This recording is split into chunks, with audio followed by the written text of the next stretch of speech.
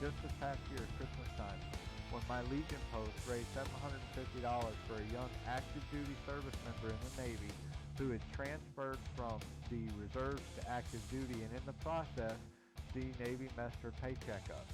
And she was 3.5 months between paychecks before her active duty check was going to start coming in. And she was in the process of falling further and further behind on her bills, and her CO found out about it from a friend. He came to us. He said, we need some help for her. We paid $750 worth of bills for her. We gave her kids a huge Christmas. We gave them Christmas dinner. We gave her grocery cards for several different stores to make sure she could buy groceries for a while. The American Legion does so much more than just have a place where you can go drink and hang out. So if you haven't checked your local Legion post out, look it up. Anywhere in the U.S., I guarantee you there's one within a few miles of you, unless you live in Montana, in which case it.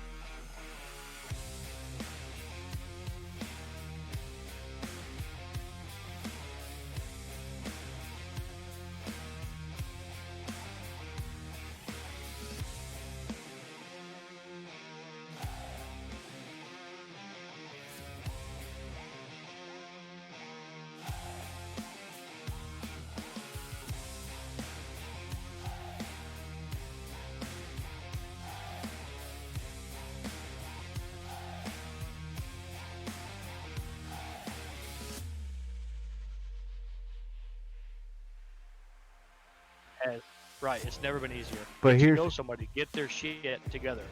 here's one thing to keep in mind though. 80% of the people, 8 out of 10 people who apply for disability with the VA get turned down the first time. The reason they get turned down is because of a piece of paperwork that is not filed correctly. So what I will do, you email me somebody that you know needs help getting disability or needs help filling out paperwork for the VA, email me.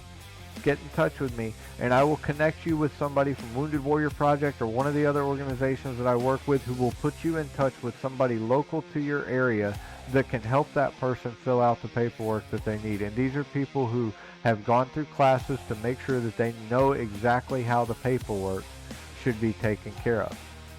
Citizenship is also a reason for being turned down, even if you've served. I can't remember the name of the bill that they overturned that used to.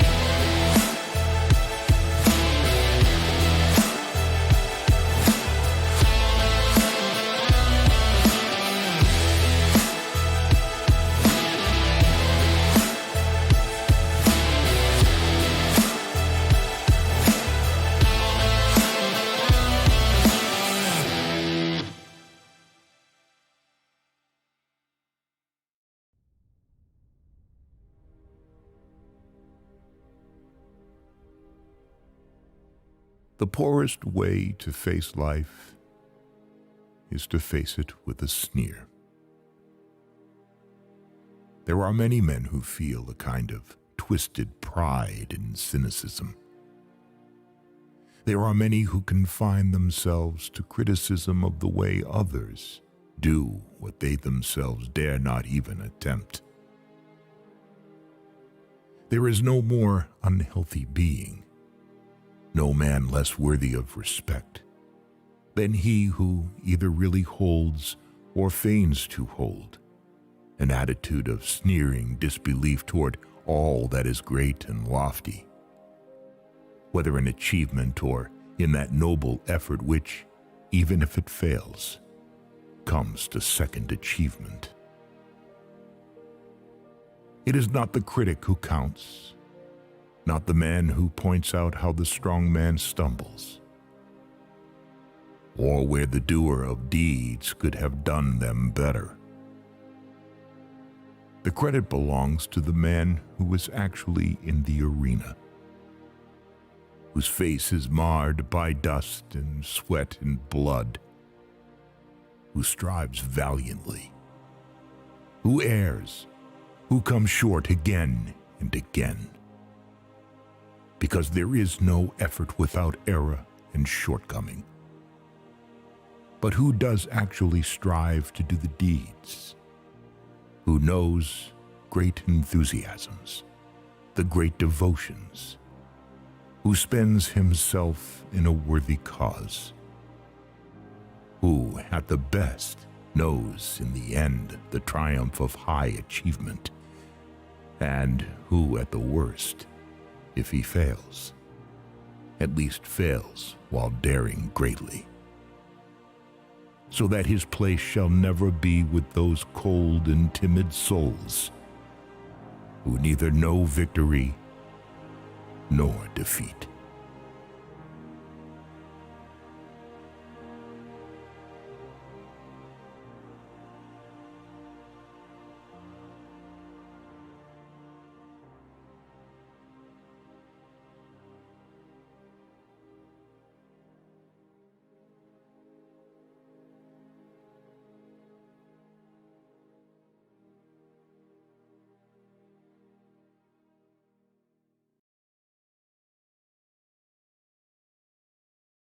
Episode 7, March 24th today. Both of us have had a super busy week. Still got our butts in this chair, though, to get this show put together for you guys. We appreciate everybody checking in. I don't know if you can hear my printer running or not. I decided I'd print my notes instead of trying to switch screens back and forth. So if you all notice in your chat, there is a link that has been pinned up towards the top of that window there. I better open my chat. And that is literally my notes for the chat. So if you want to follow along, you can click that link, and it's a public document, and you can see exactly what I'm going to talk about, what we're going to cover the whole show. And you will have our entire topic list in your hands. Absolutely. It will also. Oh, hold on a second. Out of paper. Go ahead and print on the back of this guy. Good to see you in chat, brother. Welcome in. That link will also be on the YouTube video whenever we get it put up here on Sunday. Sunday, 3 p.m. We will not be posting it 3 days late this time. And for those who look for that YouTube video last week, that was my fault. I did set it to upload, but I actually closed Chrome before it finished uploading, so the video never actually uploaded. So that was completely on me, and I did not catch that until Patriotic pointed out, hey, we don't have a video on YouTube. What'd you do? I like to go in there and name them and change stuff and make sure everything reads good, looks good. He likes to fix my mistakes. That's how that works. Just clean up the crap that I publish. All right, there we go. Awesome. So now I got page 1, page 2, and page 3. So I'm gonna be messed up for this whole thing. Whatever. 3 pages. We'll be done with this in 10 minutes. Yeah. What'd you do this week? Let's start with what we did this week. Man, I had a killer busy week.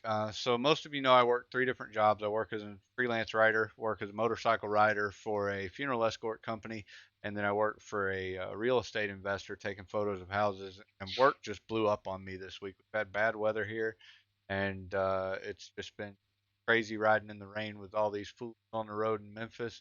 And then too, I've had a lot of houses to take pictures of, but that's good. I mean, putting money in the bank so the bills are getting paid.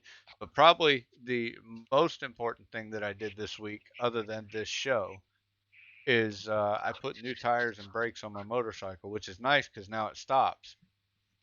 Did you go with Before, the Shinkos or a different one? I did. I went with Shinko's to save some money because I couldn't afford to put the Michelins that I normally put on there this time. They more than doubled in price since the last time I bought tires. Ooh. So a set of them is over $500 plus $60 for the ride-on gel that I use to balance them and keep them protected. And for those of you who ride motorcycles, if you've never used ride-on gel, we're not sponsored by them. I'm not getting paid for this. I don't have an affiliate link for you. Buy the ride-on gel. It cost me about $30 a tire to do it, but you put it in when you put the tires on. It balances the tires so you don't have to take them to a professional shop and get them balanced with weights. And if you puncture your tire with anything up to 3/8 of an inch in diameter, it will automatically seal the hole when you pull the object out. I actually picked up a bolt in my last back tire that was about the size of my pinky finger, and I pulled it out. I lost 5 pounds of air pressure before the hole sealed up. So, Damn. any other time, that would have been a new tire. I would have had to buy a new tire because you can't plug a hole that big. So So buy the I right. would be a new tire. Yeah, what'd you get? I got the one we talked about. Dunlop? Yeah, Dunlop, whatever. I only ordered one because they are kind of expensive, but I also remembered that I need an oil change. So I need you ride a shit ton of miles, so I don't. My bike's a 2003, and I just hit like 65,000 miles on it, so that's Right. not that many miles per year. In case you all don't know how that works. Yeah, I put 45 on mine last year. I ordered this stuff. I don't know if you can see it on my camera or not. It's like Maxima Is that AMSOIL? something. Nope, it's Maxima Racing Oils. It's Okay. 4 quarts of 2050 full synthetic V-twin, a quart of tranny 80W90 gear oil, and then a quart of primary, and with the chrome oil filter I use. Right, It's 85 bucks delivered. Yeah, because you gotta use a little different setup on the Harley. So the Harley actually has what they call a 3-hole oil change. You got your primary, you got your transmission, and you got your engine oil. Whereas in my bike, it all flows through one hole. Well, funny thing is, Harley says put 2050 in all of it.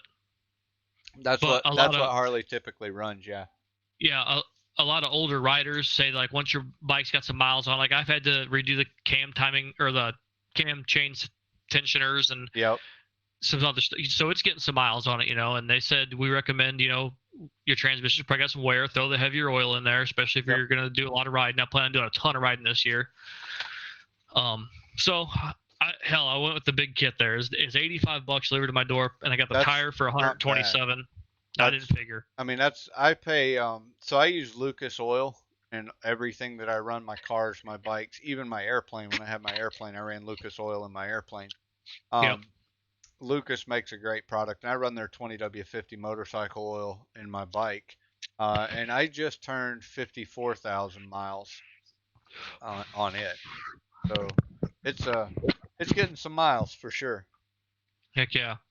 Yeah, that old Harley, man, I bought it, and within the first like 6 months, I don't know if you know what the cam chain tensioners do.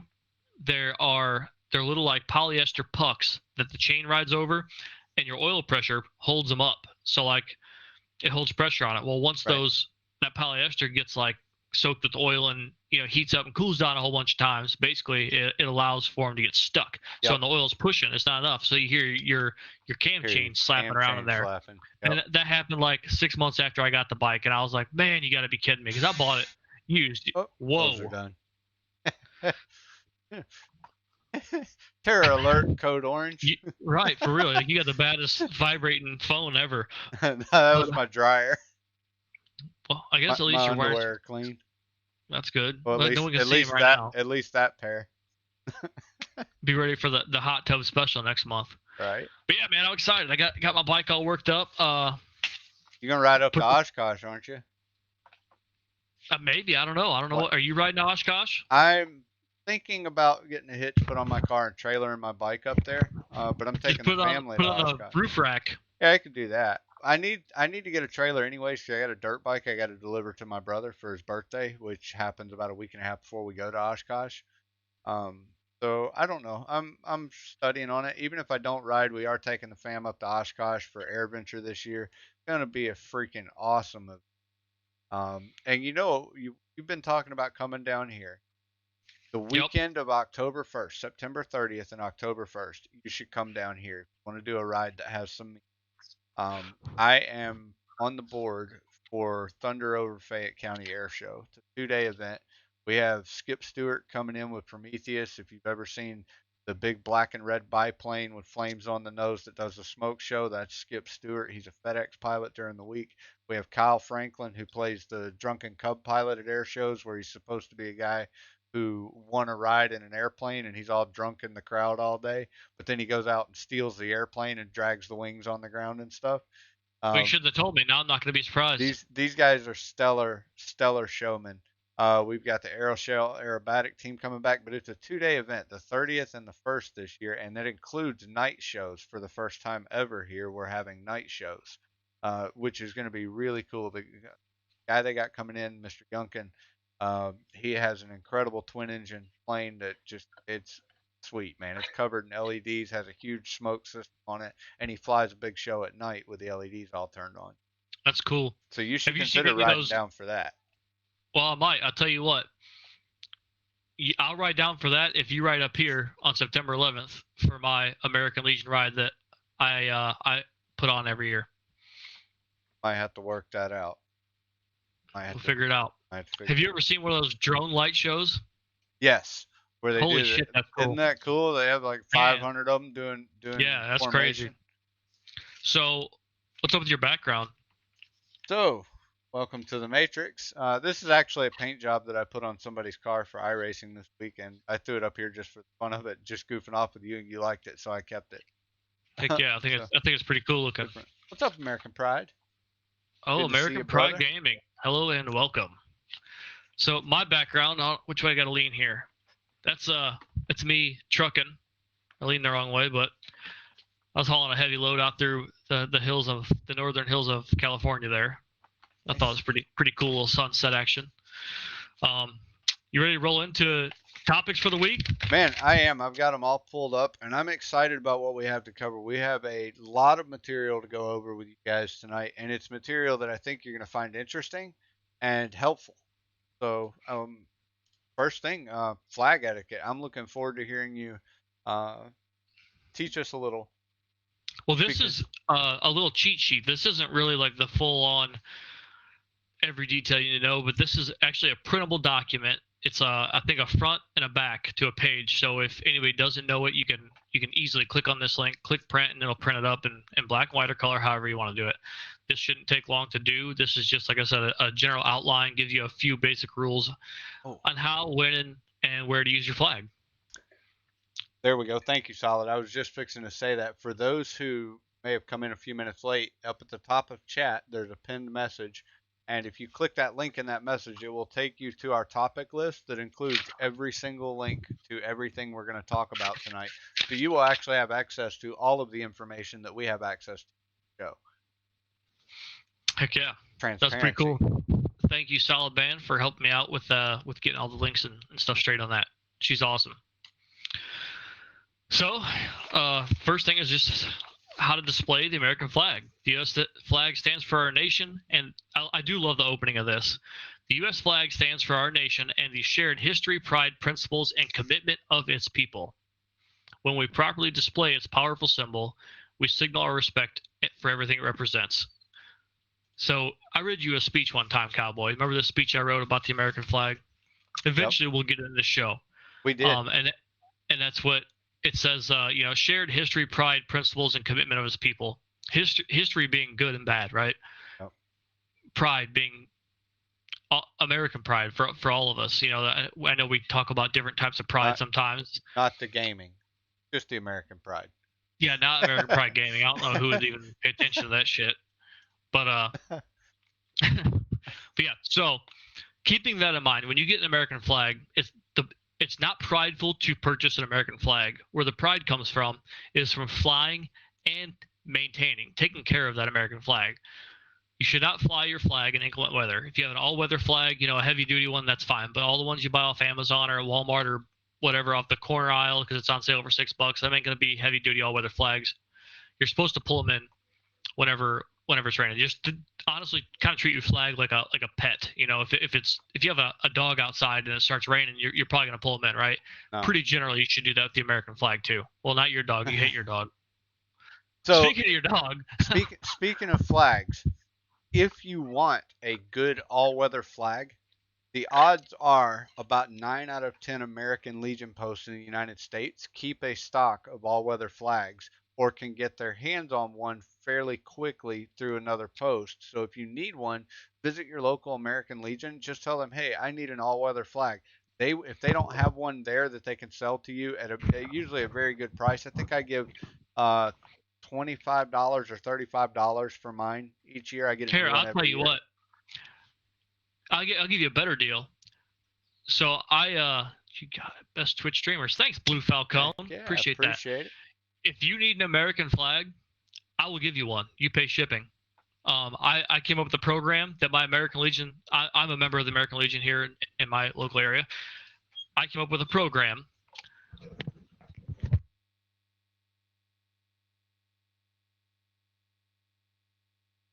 Real life.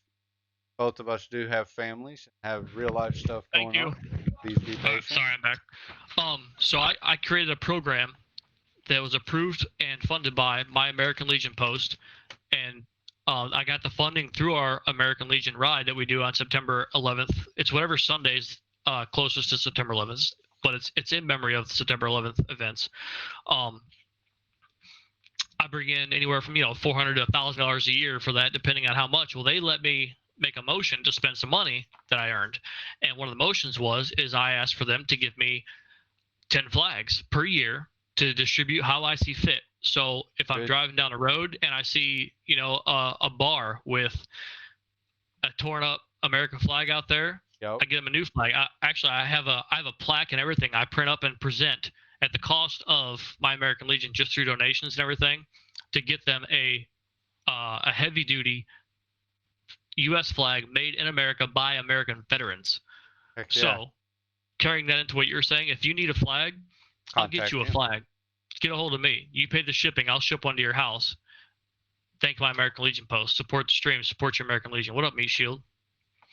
She's bringing me a box of them in right now. I just got a box of 8 of them, so we're ready to fly American flags. All right. Second point. American flags displayed at night should be properly illuminated. Now, by properly illuminated, what they're going into, what they mean there is that it is to have its own light source.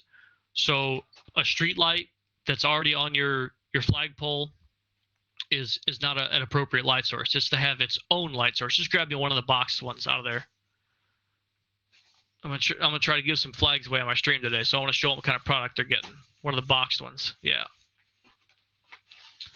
Thank you. Here you go. Here's what I'm talking about. Now I need to switch over to this. AmericanLegionFlags.com. These are handmade American flags by American Legion. These are handmade in the United States. All materials, all manufacturing, all everything is done in the United States. This one's literally unopened, so we can crack it open. And if you look here, oh man, that's pretty. We have a beautiful hand sewn American flag with the brass ingots or whatever you call those things. Yeah, that's a heavy duty all weather flag. You can tell because the end of it has got the double stitched. Yep, double stitched. That's the kind of flags we can get you. So if you need one, if you got a church that needs one, whatever you people need flags for, we'll get you. I'll hook you up. My American Legion, like I said, that's what we spend our money on. Is not only helping veterans, but also I ask them to help redistribute some American pride back in our communities by giving away proper American flags. See, our Legion post does the same thing, and they get theirs from the same source. But what they'll do is if somebody in the post happens to see a business, a bar, a restaurant, church, whatever, it's got a worn out flag, we actually contact them and set a date and time, and we go to their church, bring a fire pit, and do a flag retirement ceremony complete with rifle team. Oh, nice. And so we use those. We usually do about 5 of those a year. and we use those as a chance to educate the public on how to properly retire an American flag, because that's part of the flag etiquette, is knowing how to properly dispose of an American For flag sure. that has outlived its life For or sure. outlived its usefulness. So, part 3. In a time of national mourning, you hang your flag at half-mast. Now, that's if you're on a ship, right? We call it a staff on planet Earth here. Half-staff. Those are very specific days, actually, and there's a list that I'm not going to give you right now. But in order for the flag to be flown at half-staff, it has to be determined by the governor of your state for the state flag, or the federal government for U.S. flag. Yep. Flag in the trash. Yeah. Solid asks, if I'm remembering correctly, you can't throw the American flag in the trash, correct? That's absolutely correct. Correct. Do not throw it in the flag. I can talk to everybody on a separate time, separate place about actually disposing the American flag, but I'm not going to depict how to do it right here because it could be taken out of context, and I don't want that wrapped up in my name. And I will get a video from my Legion post of us actually performing a flag retirement ceremony, and you can walk us through it by, we'll just deafen the video, and you can walk us through what they're doing.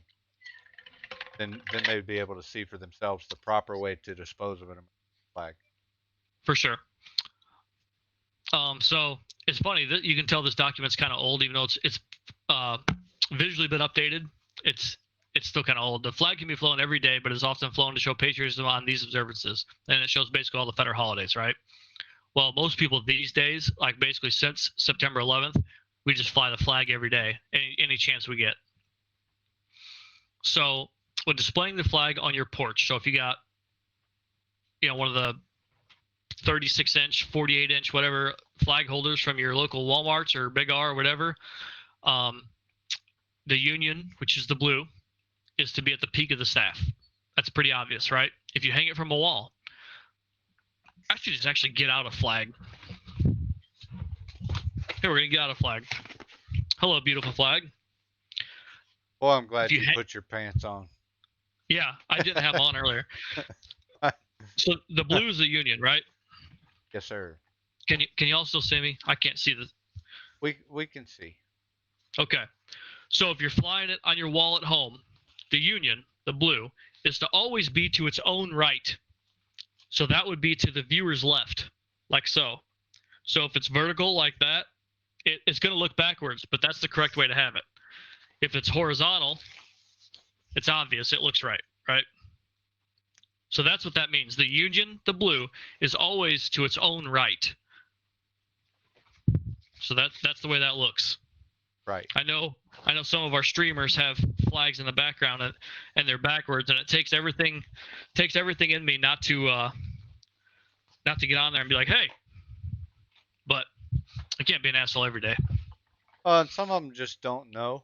They haven't been taught that. And the fact that they're willing to fly the flag, I support that and I appreciate it.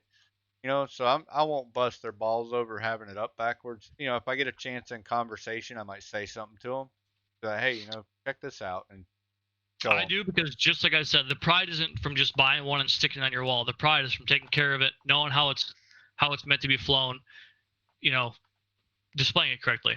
Right. So if it's on a vehicle, it has to be on the right front fender of your car. So you see all these Chevy pickups and Ford F-150s running around with the flag up, ripped up, torn up flag flying in the bed or across the back windshield. Oh, it's bullshit. Don't do it. That's disrespectful to our flag. The Union blue will be to the left if you're looking at it. It's to its own right, so it would be to your left when you're facing it.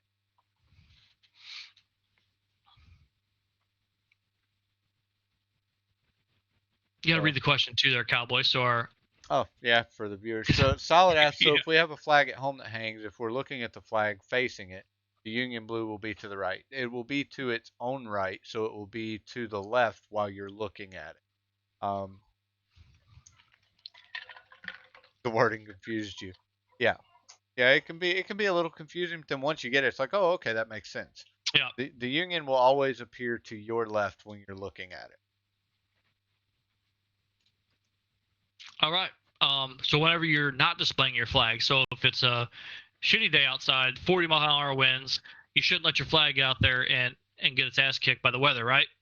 So when you bring your flag in, you should keep your flag completely dry and folded properly, which is the triangle. How you do a triangle? Yeah. Anyways. And there are videos on YouTube that explain how to properly fold it with people or even one. It's pretty easy. Pretty simple. Start away from the blue side. It'll kind of make sense after a while. Fold it like you're folding a paper football in middle school. Yeah, that's it. You just fold it into a triangle. So we're at the end. Only the union, the blue part. I'm not going to say the blue part anymore. Only the union should be visible. Store it in a well-ventilated area in case it got wet or anything during a previous storm. So you don't want it to get moldy or any of that. Mold obviously decreases the integrity of the threading as well. So if it is wet, if it's a vinyl flag and it's not an actual cloth flag, you can wipe it down with a towel. If it is a cloth flag, you can hang it up. Again, hang it with the union facing to the left as you're looking at it. Hang it on a rack, and with it completely spread out, put a fan on it and let it dry before you fold it. And that will help preserve that thread integrity. When flying the flag should not touch anything below it or rest on the ground. So whenever you have it on your porch out front and you got a flower box below it, the flag should not be touching the top of your flowers. The flag should not be touching the top of your bushes. The flag should not be touching the railing of your porch. Nothing. It should be completely 100% free flying. Free. A flag is made to fly. That's it. Yep, it should be to the highest and to the left if you have multiple. American Pride says that's true. It's true. It is possible to hang the state flag on the same mast as the American flag, but the state flag goes below the American flag on the mast. And you will see some businesses that do that. They have only one flagpole, one staff, so they run both flags up the staff. And some of those rules change American Pride, depending on where you're at in the world. So if we're in Canada and the American flag's flying next to the Canadian flag, they would fly at the same height, right? If any states fly lower, any other nations should fly equally as high. Is how they do that. Yep, I remember reading that. Do you want on this page? Are you reading this page here, Cowboy? Yeah, I've got it. You want to go ahead and cover what the colors represent real quick, and then we can move on from the flag. Okay. Scroll down to that part.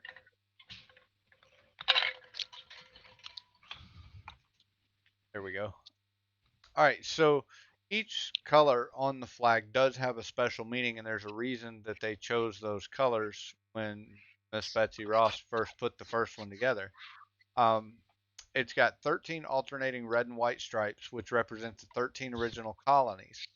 The 50 white stars on the blue field, or the Union, represent the 50 states. And that's why it's called the Union, is because it represents all of the states coming together. It shows that we are all part of the United States. The colors on the flag represent the following things. Red represents valor and bravery. White represents purity and innocence. And blue represents vigilance, perseverance, and justice.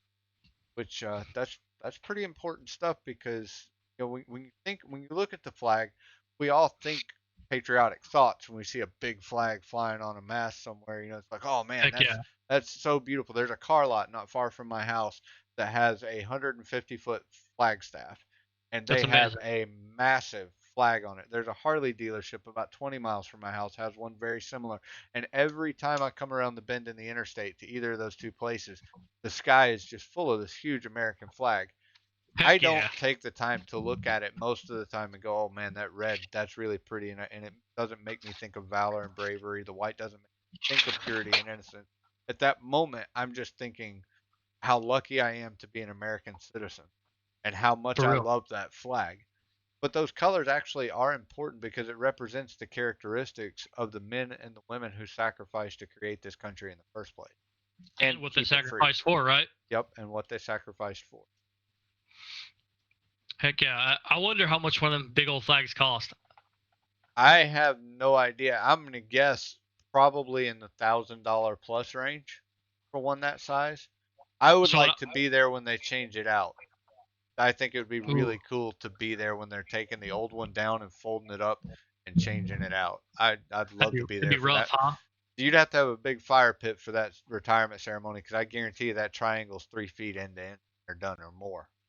Probably. It's I use the ones off our fire department for displays for retired firemen, right. which is still a prideful way to use it. Yep. It gives it its dignity, and that's really what, whenever you retire a flag, whenever it's done, that's really the most important rule is it has to be retired with dignity. Yep. Needs to be done with respect and with honor. And there is a certain amount of ceremony that goes with it, but more so than anything else, if you at home, if you don't know the words to say or how to do things the exact way that the military does it, it's about having the respect for the flag in the first place.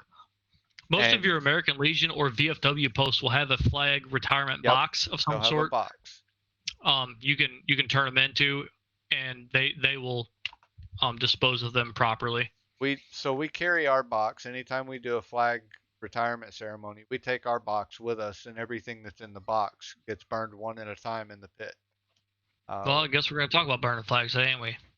It is. We'll explain more in detail. That is the only time that it is proper to burn an American flag is when it has been folded, saluted, and properly retired. It is then placed in an open fire and consumed by the fire. All right. Well, we got to talk about some events coming up here. Speedy, you in here? We got one from Speedy. He turned us on to a thing called the Big Ride Out. It's really cool too. You want to go into that a little bit? Yeah. You like riding? You're an avid rider. Let's tell us about it. So there is, and I believe just from my research, this is put on by a motorcycle dealer in the UK. This is called the Big Ride Out. It's a motorcycle riding event to support UK veterans, and the charity works exclusively to offer week-long vacations or holidays. Patriotic put vacations for you Americans in parentheses here. In Jersey, which is part of the UK, not New Jersey, not the stinky, smelly place that's got Newark at the heart of it. Regular Jersey. Regular Jersey. They had Old Jersey. We made a new one. Yep. So Old Jersey in the UK. It provides a week-long vacation for any past or present members of His Majesty's forces who have been injured in mind or body whilst during or resulting from their service. So any veteran of the United Kingdom forces that has received an injury while they were serving or resulting from their service, like long-term chronic injuries. Right. These folks put together a week-long Channel vacation Islands, for them. The Jersey Channel Islands. That's where it's at. So it's a huge event, and the website and the link there that's in the form, again, for those who came in later, if you go to the top of chat, there's a pinned message that has a link to all of our topics, and the second link on that page is the Big Ride Out. It says the format is simple. Hundreds of bikers assemble at St. Catherine's Breakwater, then ride across the island together, ending at the water splash for some food, drink, music, and like-minded company, all raising money for a worthwhile cause. Now, that sounds like a pretty good day to me. Yeah, it sounds awesome. If Jersey was a little bit closer, I think I might take a chance at that. But it sounds like it'd be expensive to get me and my Harley over there. I don't know that my Yamaha can swim all that well. Although today it just about got its chance. It's done every May. Right. It's an annual event. Annual event. It's open to all bikes, trikes, scooters, and mopeds, and requires only a £5 sterling donation. That's the minimum donation. Now, guys, to put that in perspective, I think that's about $7 US. I've never been to a ride that was a fundraiser ride that cost less than $20 for the motorcycle and $50 for a ride. $20 bill every time. Every time. So if you're in the UK, you want to support your local veterans there, the Big Ride Out's a great way to do that. Again, click the link at the top of chat, and you'll find the link for the Big Ride Out in that document.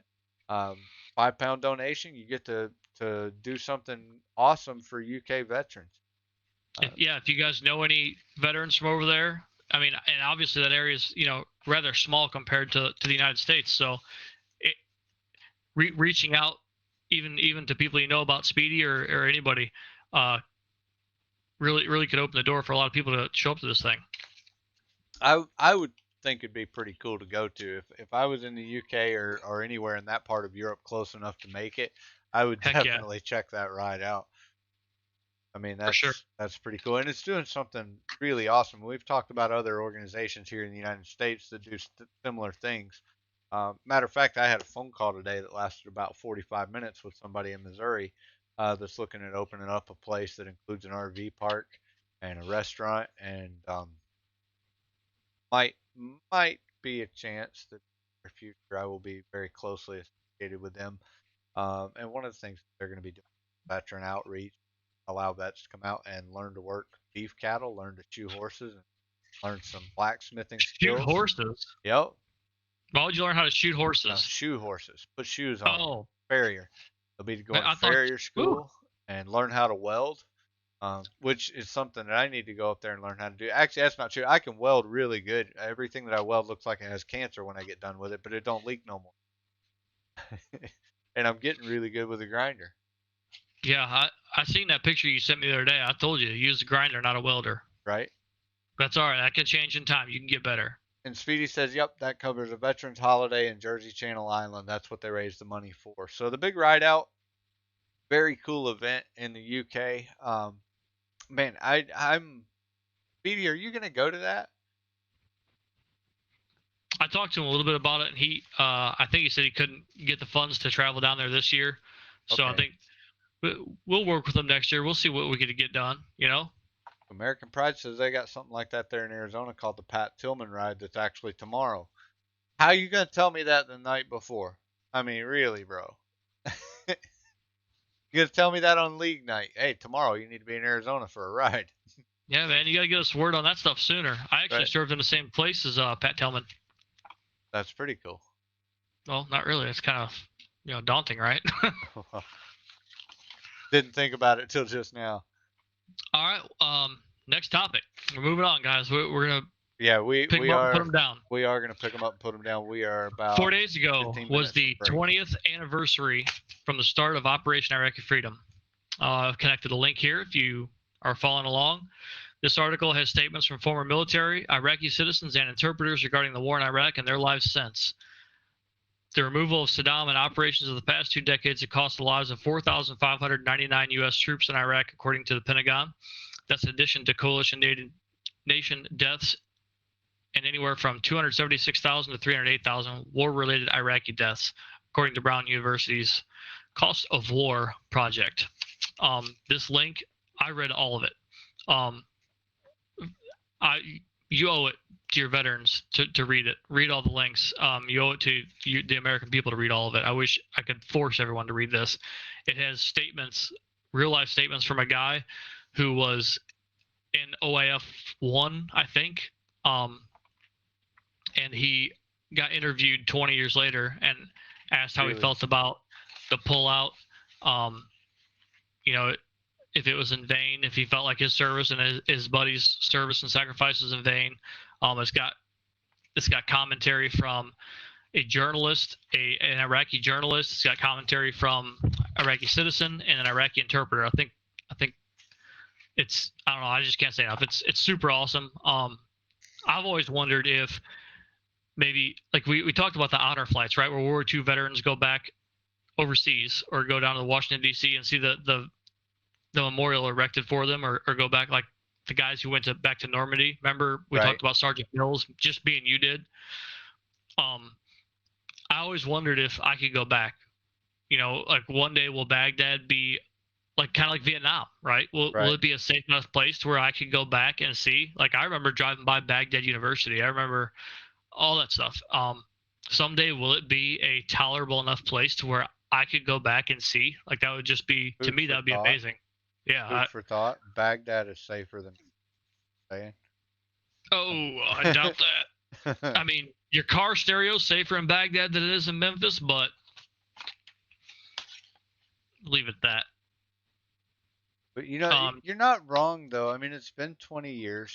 At what point do we start seeing the progress that we saw in places like Japan, Germany? Well, when do we start healing that? But I think we're dealing with a different.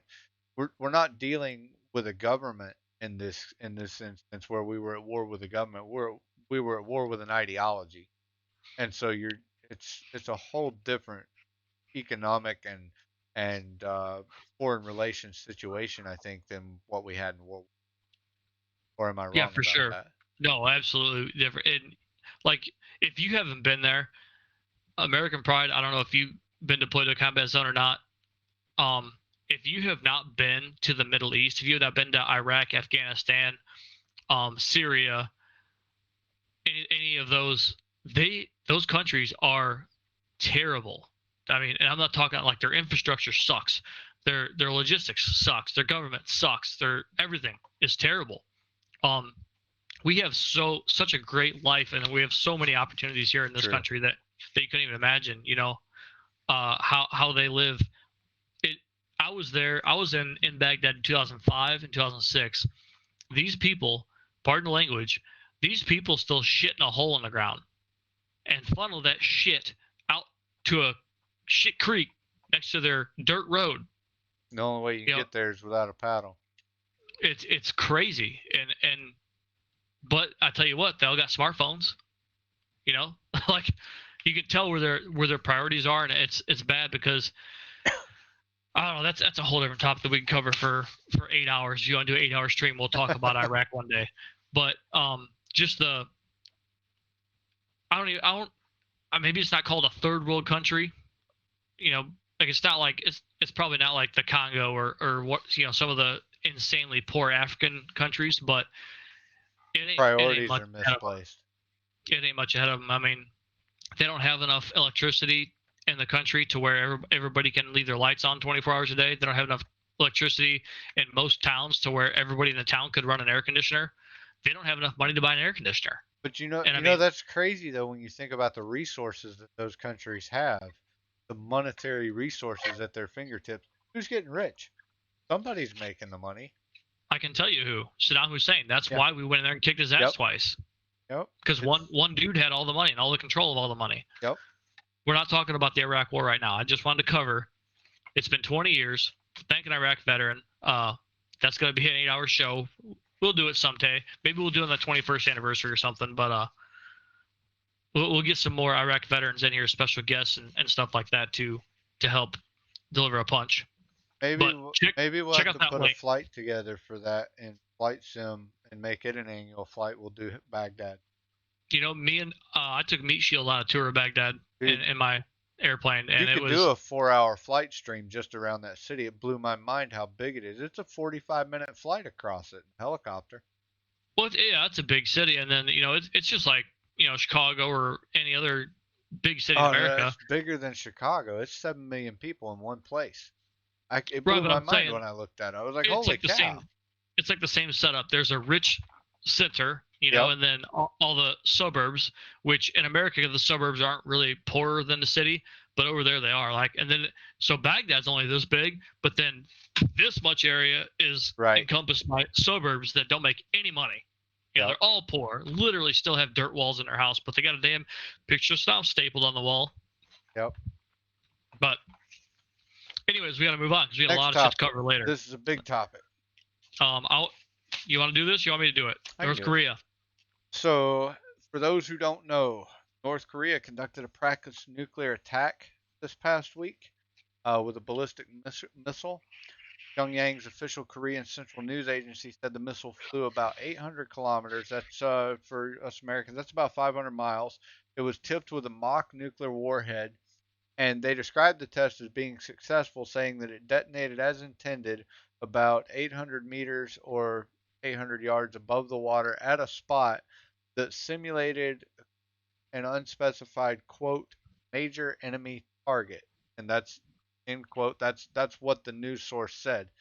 And it supposedly reaffirms the reliability of the weapon to control a nuclear explosion and warhead detonator in such a way that it could be deadly to U.S. or other countries' forces. It was a short-range launch by most standards because it wasn't really launched from one continent to another, but that's their 5th missile event this month and the 3rd since the U.S. and South Korean military began joint exercises on March 13th. So while we're over there working with our allies in that general area of the world, they're flexing their muscles. That's what that boils down to. they claimed that was a response, that since America's going to come over here and start working with South Korea again and start doing field exercises, which we've done every spring for I don't know how long. 30 years or more. They always do springtime exercises, but this year North Korea's like, oh, okay, you're going to do this again? Check this shit out. Right. Go ahead, continue. The Allies drills, which are to continue through Thursday, include computer simulations and their biggest springtime field exercise since 2018.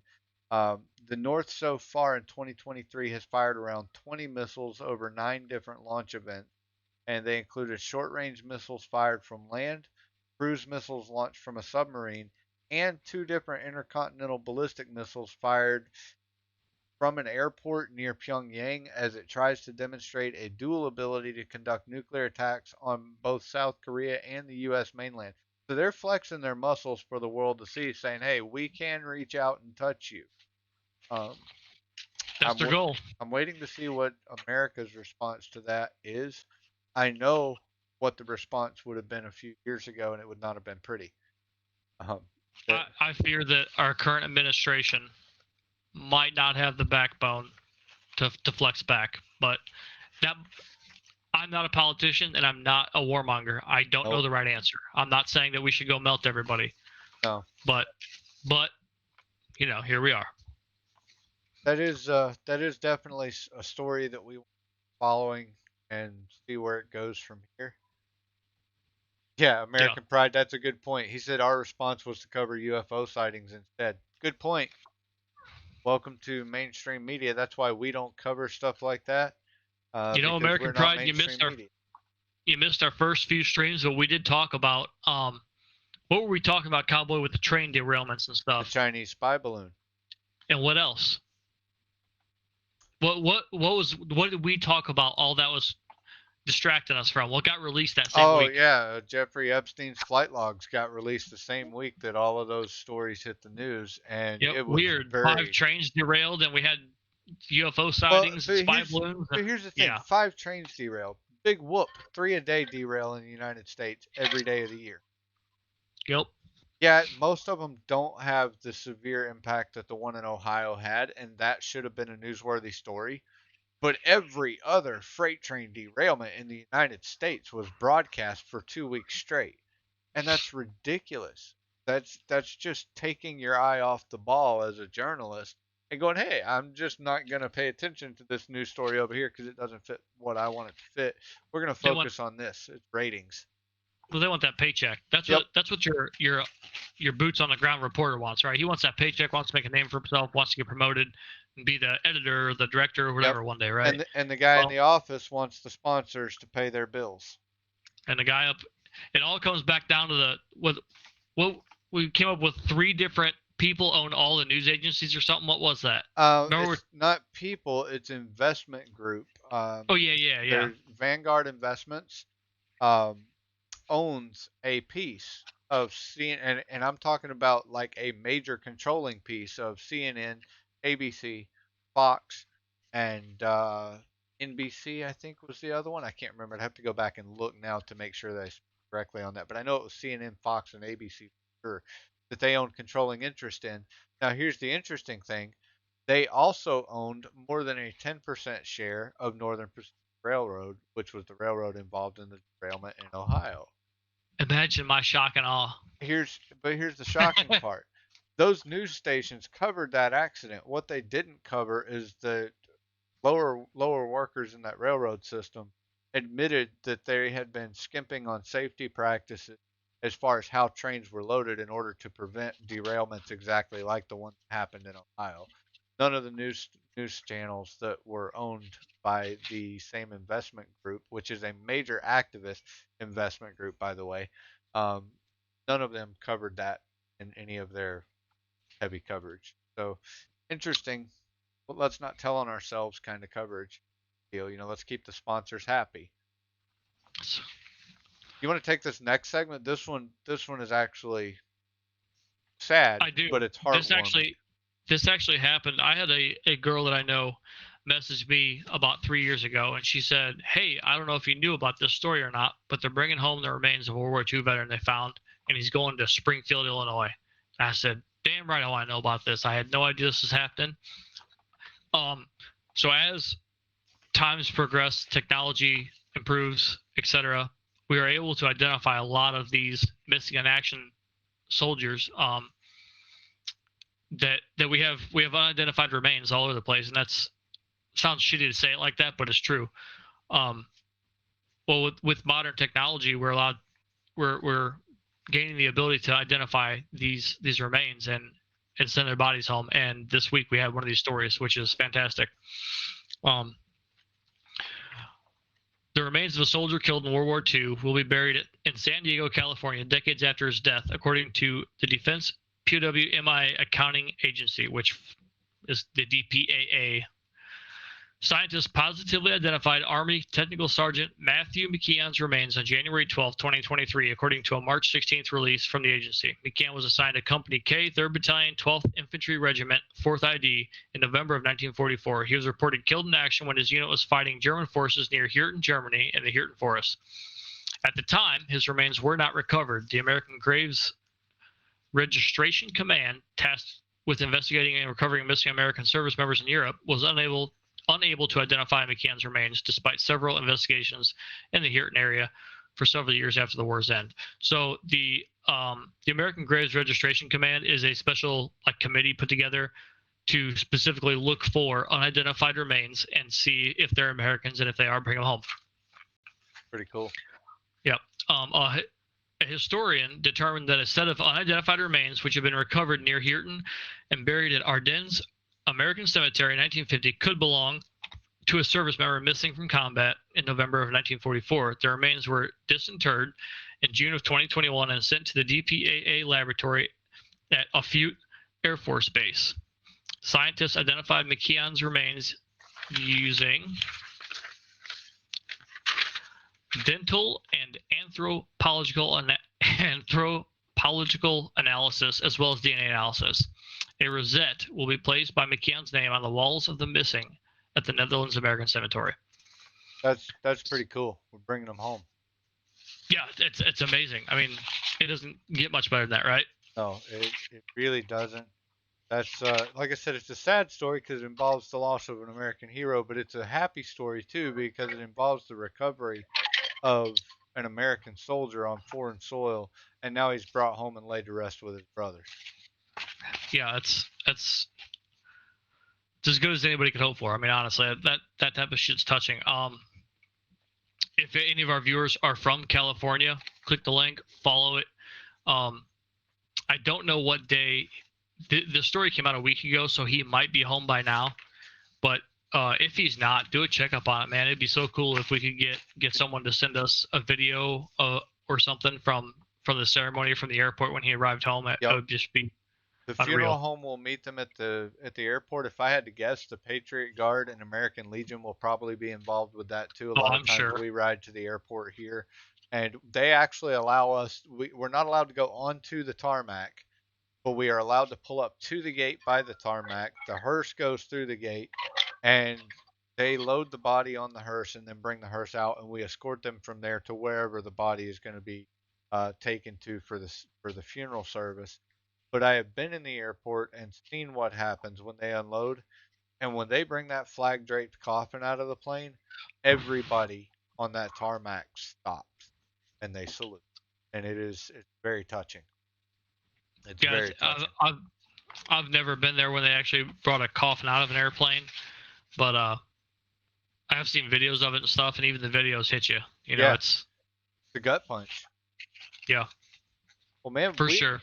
We're up on a break here, and we have, before we go to break, though, we have a veteran spotlight this week, and this one's kind of special to both of us. This is a buddy of ours. Want to introduce him? Yeah, sure. This is our buddy Devin. He has played several games with us. He has helped me out personally with tons of stuff, especially audio. He's a phenomenal audio head. He knows computer technology. He helped me reinstall Windows on my old lady's computer whenever I couldn't figure out what the hell was going on. He's just a generally good human being. He would give you the shirt off his back if you asked. He's all right for a skinny little Yankee. Yeah, he's about 6'9", 400 pounds, I think. Well, let's take a look at his Patriot Spotlight or Veteran Spotlight video this week.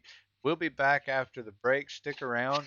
We got a lot more to cover for you. A lot of interesting topics. So stick around. We'll be back in just a few minutes. Hey, what's going on, you guys? I'm Devin Elrod. I did 4 years in the Coast Guard, just got out in January 2023. I did a year and a half in Baltimore on a 175-foot buoy tender, just patrolling, doing H2 navigations, make sure the waterways were safe. I did about 13 weeks at A School, Machinery Technician A School in Yorktown, Virginia. Learned how to work on diesel engines, gasoline, inboard, outboard, all that cool kind of stuff. Then I went to a 87-foot patrol boat in Galveston, Texas, and that's where I spent the last 3 years of my tour. Patrolling off the shore of Galveston, about 200 nautical miles out, enforcing maritime law, migrant interdictions, drug interdictions, all that kind of cool stuff. And I eventually got out as a machinery technician, 3rd class, and now I'm a diesel mechanic back home in North Carolina, living happy and loving life. I joined the Army in August of 2001. The transition from military to civilian life was rough. I was registered with PTSD when I separated. My wife actually told me later that she was scared to be around me. I'm Natasha. I was in the Army. Our chief decided to take a turn that we shouldn't have taken, and we hit a landmine, and it exploded beneath my seat. Well, in Iraq, I was working in and out of Iraqi police stations. I saw more actual combat in Afghanistan than I did in Iraq.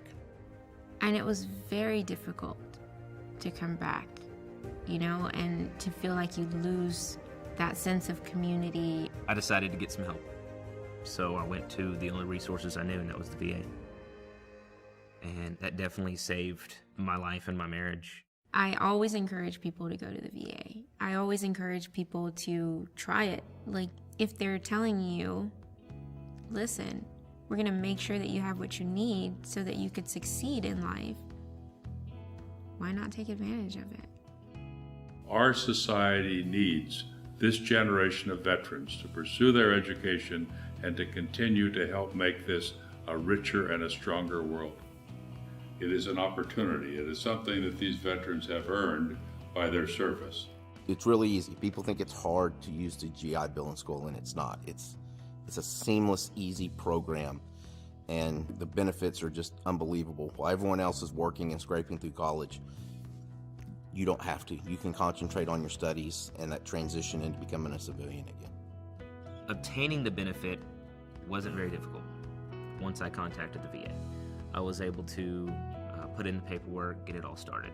The GI Bill, there's several different programs that they can be utilized for. It can be utilized for a technical school, it can be utilized for an art school. If if a veteran decides that he's not going to go to school, or he uses some kind of different program, that GI Bill can be passed on, and his children will receive the exact same benefits that he would have received. But it does cover tuition.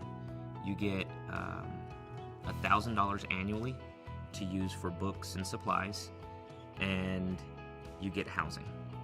I've always had the love for education. I didn't have the opportunity. The military gave me the opportunity. The VA helped me accomplish that. And now I want to give back. I'll graduate college in May of this year from the University of North Texas.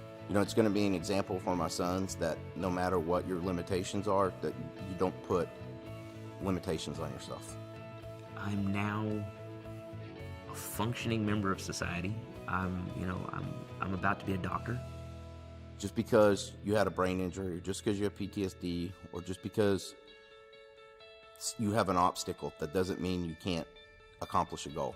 The post 9/11 GI Bill was, the only way I can say it is a blessing.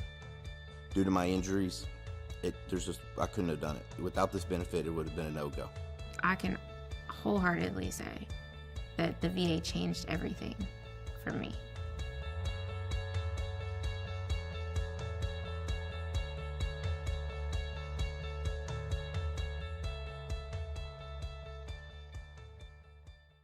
Sergeant Michelle Garcia served meritoriously in Iraq and has the medals to prove it. Soon after leaving the Navy, Lieutenant Chris Scott found a job, a home, and started a family of his own. Corpsman Richard Stokely took the skills he learned in Vietnam and put them to good use as a paramedic. But soon after leaving the military, each of these veterans fell on hard times and faced homelessness. Even after Michelle lost all her savings, even after Chris wasn't able to pay his mortgage, and even after Richard battled alcoholism for years, they each reached out for help when they needed it most. A simple phone call put them in touch with a trained professional from the Department of Veterans Affairs. That call got Michelle a place to stay until she could afford one of her own, put Chris in touch with employment assistance, and found Richard a substance abuse program. These veterans are success stories not only for how they were able to help others while serving their country, but for how they were able to let others help them. If you know of or are a veteran in need, make the call.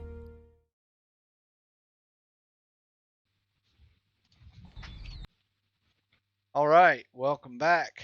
Appreciate everybody sticking around. That was not the break video that I intended to roll for those last two clips. Of course, the one of Devin was, and we love that guy. He is just a great guy.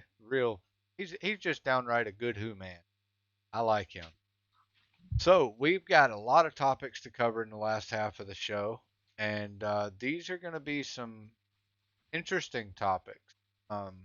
We don't do politics on the show in the sense of we don't take a political. What he's trying to say is we're not pushing our political views upon you. Right. We will cover politics. We will cover politics in a factual manner. Going on. Our chat bot here. Last week we spent some time slamming. I see we got a exclamation point VA. There we go. It's nuts up looking now. into. Yeah, for some reason Streamlabs turned itself off again. Well, that's no good. That's horrible that CloudBot turned itself off randomly. So now it should be up and working now. I don't even know what a CloudBot is, but somebody needs to get that figured out, or I'm gonna fire everybody and get new staff. I'll cut all your pay. We spend a lot of time slamming our politicians, right?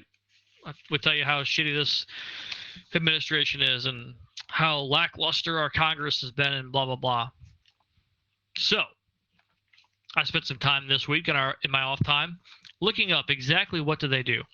If you will refer to yourself to the there we go. The pinned document up there, we've got some congressional actions to cover.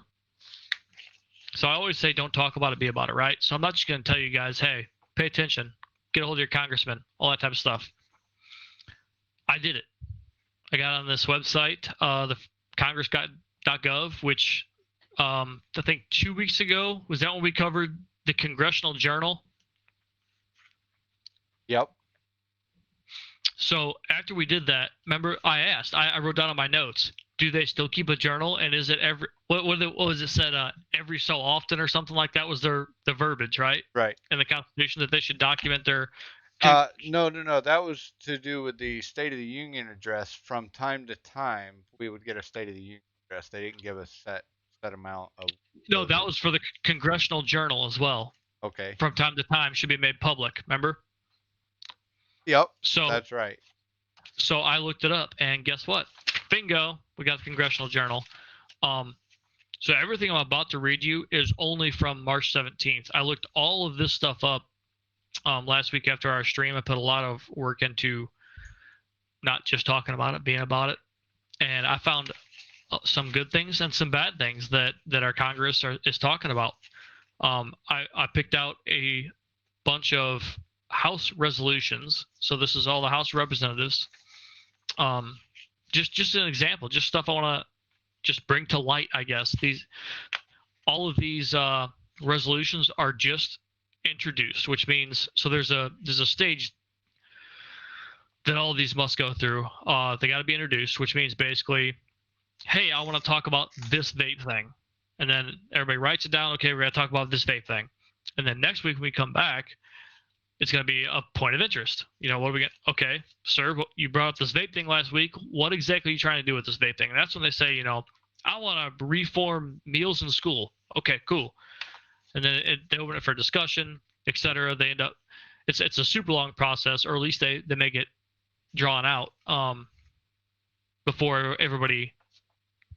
The bill has to be presented officially as a final draft, then seconded, then voted on, then sent to the Senate, they vote on, then sent to the president. Is the way all that works. So all of these are step one, stage one, infancy, just introduced as topics to be discussed by our congressman. And this was at our last session, correct? Within the last 2 weeks? So sessions is kind of a catchy term on that because they sit in sessions for 26 seconds. Quarterly. Yeah, right. That one was 25 seconds. But 25 seconds. So that, let's meet. Let's go home.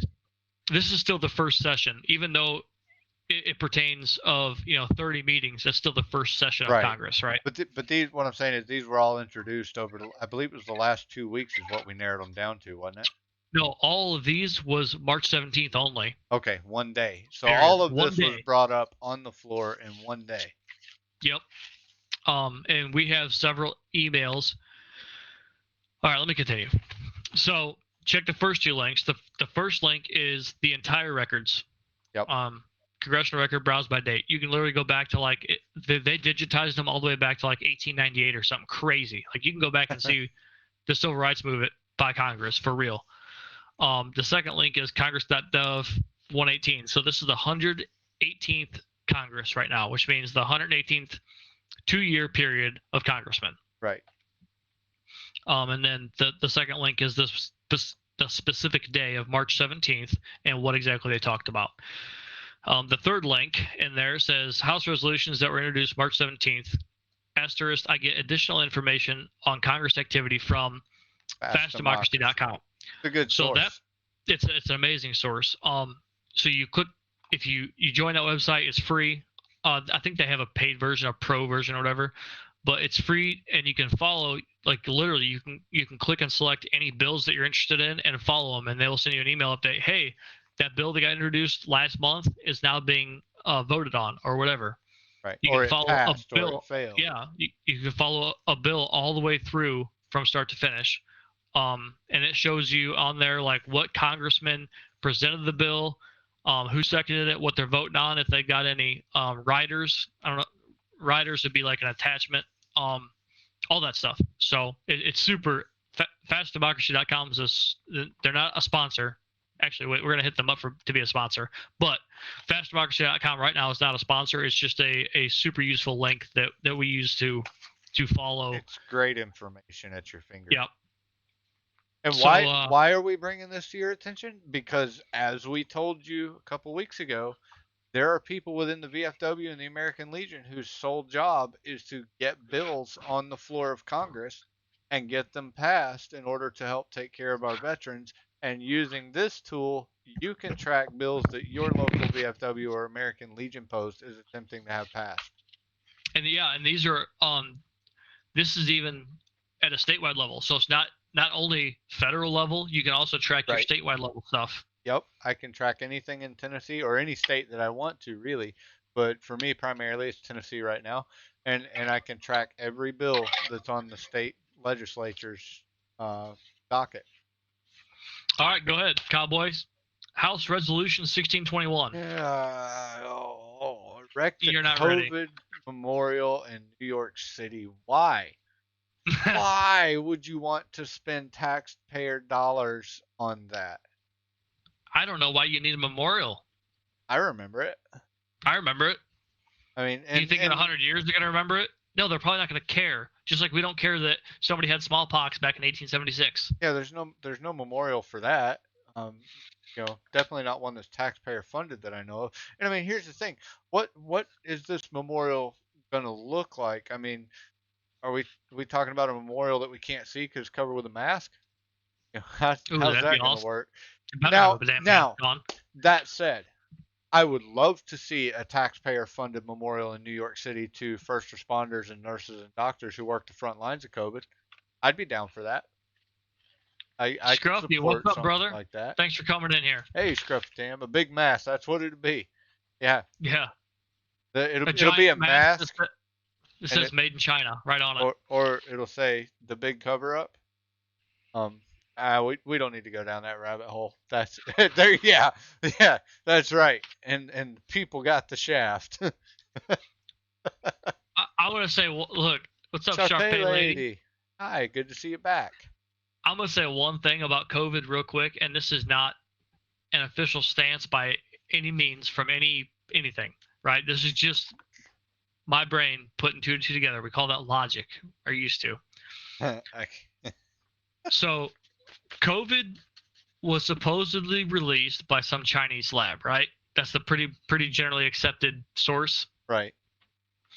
Isn't it weird that to protect ourselves from the China virus, as Trump called it, we bought millions and millions of Chinese face masks? Yep. What in the hell? No one saw that coming? Yeah. That's it. That's all I had to say. Like, China made so much money off this shit. No wonder they did it. Americans are so stupid. We have fallen for a lot of things. And that's a subject I'd like to get into one day on stream. And keep this in the back of your minds, you guys, because when I say this is how I would list the topic. And it will definitely pique your interest, but it's not what it sounds like. I would like to do the topic, the big lie of capitalism. And what Americans have fallen for. Now, folks, let me say straight up, I believe capitalism is the best form of economy in the world. So please don't take that to mean, oh, he's a socialist. No, I'm not. I just want to talk to you about some of the lies that the American people have fallen for because we have it so good in this country due to capitalism. So we'll table that for later. I got yeah, that's a big argument. I mean, it is. I promise you, I can go back and forth with you on that for a week. I'm down. How about 1625? Here's a House resolution for you. What about that? It's funny because I wrote this paper on St. Patrick's Day. So House Resolution 1625 is to establish St. Patrick's Day as a federal holiday. And if you see there, if you're following along, my quotes on that are fucking drunks. That's really what we need, right? We need the federal employees of our country to have another day off to celebrate drinking. Because Lord knows we ain't celebrating the Catholic St. Patrick. Why do we need a holiday to celebrate an Irish citizen? Now, I am Irish in descent. Cowboy, are you got a stream up or something? I'm getting some terrible echo over here. No, I don't. Anybody else hearing an echo? No, I don't have it up. No. And I am deafened in Discord. So. Huh. Sure. All right. Well, I'll just deal with it. I'm not. Nope. No echo. Everybody says, okay, it's just me. Okay. I hear me and you and everybody. That's interesting. We celebrate an Irish holiday. Get ready for me, ethnicity, to lobby for the same. Yeah, every ethnicity. Well, Irish isn't. I can't speak. Irish is not an ethnicity. That's a nationality. That's true. It's a nationality, but he's not wrong. We will have more nationalities going. We need to celebrate this person. Here's we do already. We have a Pacific American Islander Day. We have a Black History Month. We have a Female History Month. We have everything. So I guess the Irish finally got some. It's if you really want to talk about the Irish and celebrate a day, let's go back and talk about what all they went through in order to get to this country and how many of them drowned on the way over. How many of them got hooked up with false servitude to the United States Army? Yep.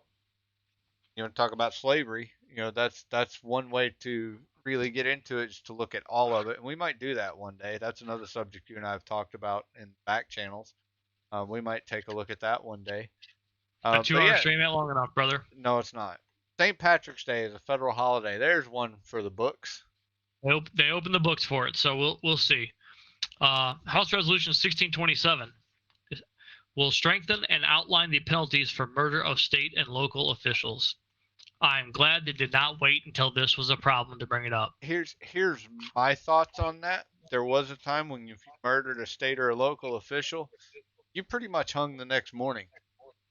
They had court quickly, and it was done. So we're not really strengthening the penalties. We're trying to get back towards some stronger penalties. we just had an instance yesterday, not far from my house, South Haven, Mississippi, about 20 minutes from where I live. A couple police officers were jumped and ambushed by 5 men, I believe, and they caught them.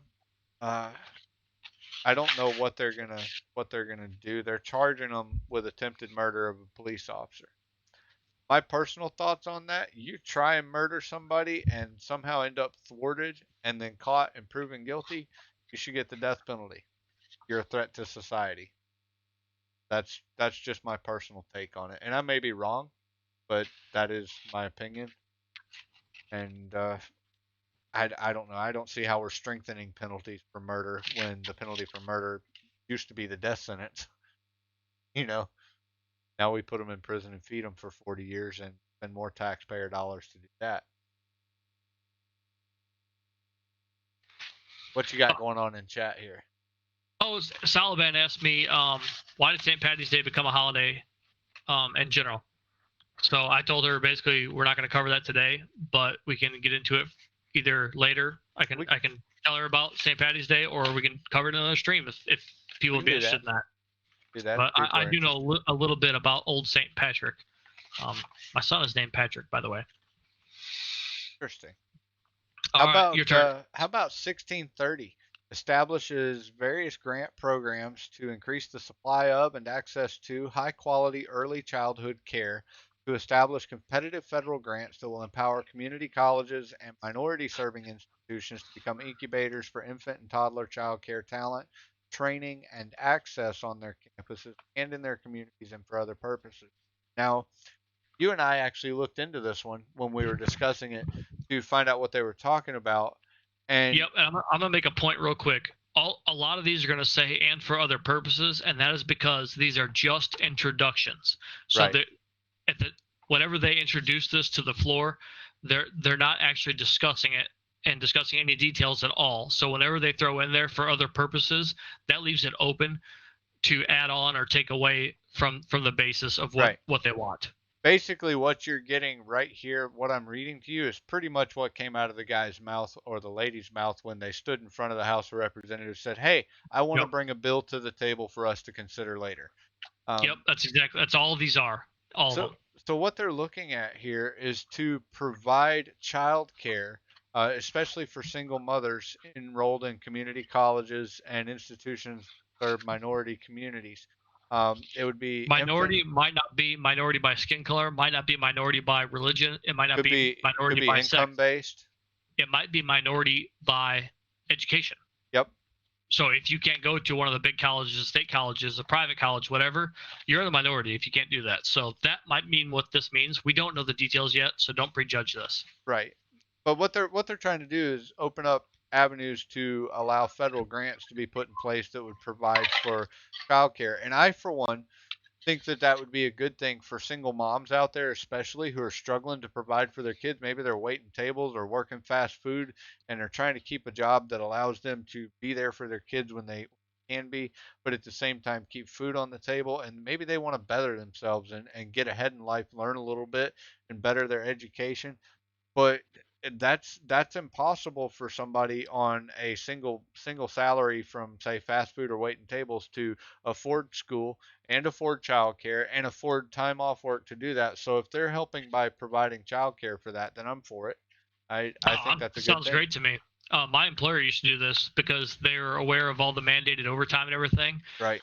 They had childcare services on campus for like 20 kids or whatever. But then if there was a need for more, they had a contract, which, according to this House resolution, would now be under a grant, right? Right.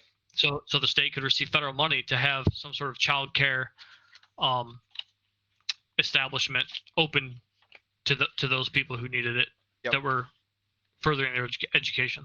Now, that said, before I would say I would be completely in favor of this bill, I would want to know the definition of other purposes, because that is one thing that politicians are very well known for doing, is creating a bill that has one headline on it, but the actual driving force behind it is a completely different angle. And the bill will get passed because most of the people voting on it don't even read them. They'll read the main points, but they don't read an 800-page bill. to see what the fine points are, and the fine points are often the driving point of those bills. This is not a bill. This is resolution. So Right. this is different. And also, the for other purposes part of this, whenever this is finalized and voted on, that will not be in there anymore. They will have a defined. Right. That's what I'm saying. I want to see the Yeah. final draft where it outlines every single thing that it's providing, what the money's going to be used for. We are following it with PatriotViewTTV@gmail.com. So we will be updated on any changes to this. How about The this next one? Take this one because we've already had a little bit of conversation. To enhance safety requirements for trains transporting hazardous materials and to create a safer and more efficient rail system. Yeah, so this is obviously in direct reaction to the train wrecks, right? It would seem so, but again, why aren't we enforcing the requirements we already have to see if they actually work? Or are we enforcing them? And right, enforcement goes as far as we want it to, right? Right. Don't speed. Cowboy, do you ever speed? Yeah, every day. So in order to stay alive. Enforcement goes as far as we want it to, and that goes everything from coloring your Easter eggs to filing your taxes. I'm sure these train cars are supposed to be inspected and supposed to meet OSHA requirements and all this other stuff, but realistically, we're not going to enforce every single screw that's missing from the side of a car, right? Nope. So and two, we need to know who's inspecting them and why. I mean, when Deepwater Horizon happened, the guy that they sent out there to inspect the well just a few days before it blew up he had just finished his training and he'd never inspected a well on his own. So in the train industry, and we saw the results of that. The entire Gulf Coast suffered from that with the oil spill that happened. So in the train industry, who's inspecting? How much training do they have? Do they really know the safety requirements that they're supposed to be enforcing? Well, and maybe that's what this bill is getting at, is we're going to hold whoever's assigning these trainers accountable. Right. It sounds to me like we're moving up the chain instead of blaming the little guy. Yep. Yeah, the guy on the ground saying, "Hey, you didn't inspect that pin properly. It was loose, obviously." Maybe we're going to say, well, who assigned this guy, and who assigned the guy who assigned that guy? Who trained him? Who taught him what he knows? So, who created the course? And this has nothing to do with the bill, but I've told you this. My personal thoughts on this is, why do we have trains 300 cars long? If a train with 300 cars derails, it's going to cause phenomenally more damage than a train with 50 cars derails, right? Well, and it's going to lock that rail system down a lot longer too, because now they have a lot more to clean up. So, where are we at here? 1639. This one, I'll let you take this one. 1639 and nope, not these two. Next two. 1639, to direct the Secretary of Veterans Affairs to establish the Zero Suicide Initiative pilot program of the Department of Veterans Affairs. Again, I'm glad you guys didn't wait till this was a problem. So this is a directive. This is not a new law. This is not anything. This is for our Congress to say, "Dear Mr. Secretary of Veterans Affairs, this is a direct order. We want you to implement this." He is going to create and establish a Zero Suicide Initiative pilot program. We don't know any details beyond it yet, other than finally our Congress would like to have veterans stop killing themselves. And this is their first step in that, is putting this on the Secretary of Veterans Affairs plate. Okay, so while you're on that subject, I know these aren't in that same order, but if you check your document, I just highlighted some stuff down below there. Hit on those two, because I feel like they tie more closely to this one than the ones that they're around in number order. I don't. Should be highlighted yellow. So that's the two. Remember I told you about a certain congressman who was presenting a lot of VA stuff? Yep. The two that you highlighted, 1658 and 59, those were both by the same guy. Right. And he's a Democratic congressman out of California. Yep, he is. I cannot remember his name, but I think that these number one, they do tie into the one that we just talked about, but I think also that these two are actually important to the Department of Veterans Affairs, because it can actually aid them in being able to better serve our veterans. So let's just move on from this one, and then we get to 58 and 59. We can wrap it back up into this one. You know what I'm saying? Bring this one back up. All right. Go ahead and take 1640 here about the energy. Okay, House Resolution 1640 to lower energy costs by increasing American energy production and restoring energy leadership, to prohibit the Secretary of Energy from finalizing, implementing, or enforcing the proposed rule entitled Energy Conservation Program, Energy Conservation Standards for Consumer Conventional Cooking Products. And we have do further research, put an asterisk there. So the Secretary of Energy has been trying to push an initiative that will outlaw many types of gas stoves. They're pushing us to go electric in our cars, in our cooking utensils, and these are supposedly less efficient models that they're wanting to outlaw, make them where you no longer sell them. This House resolution is designed to stop him from being able to finalize that rule and enforce it, so that we can better research and find out whether there's truth to what they're claiming about the inefficiency of the items. And also, it's designed to reduce what we're paying at the pump for heating oil east and for gasoline all over the country, by increasing American energy production. So hopefully they're talking about eventually, when the full scope of this House resolution comes out, it may include something possibly about reopening the Keystone Pipeline with the Biden administration. That's what I'm thinking. A lot of natural gas and propane, liquid propane utensils. Yeah, and, it's talking about restoring energy leadership. That's just my thought. We were exporters of liquefied natural gas. We were exporting it. We were creating more than we could use. And that was the first in American history to be completely energy independent. And now we're not anymore. We're buying oil from foreign dignitaries and padding somebody else's pocket instead of putting our own workers back to work, refining, drilling, and pulling oil out of our own soil.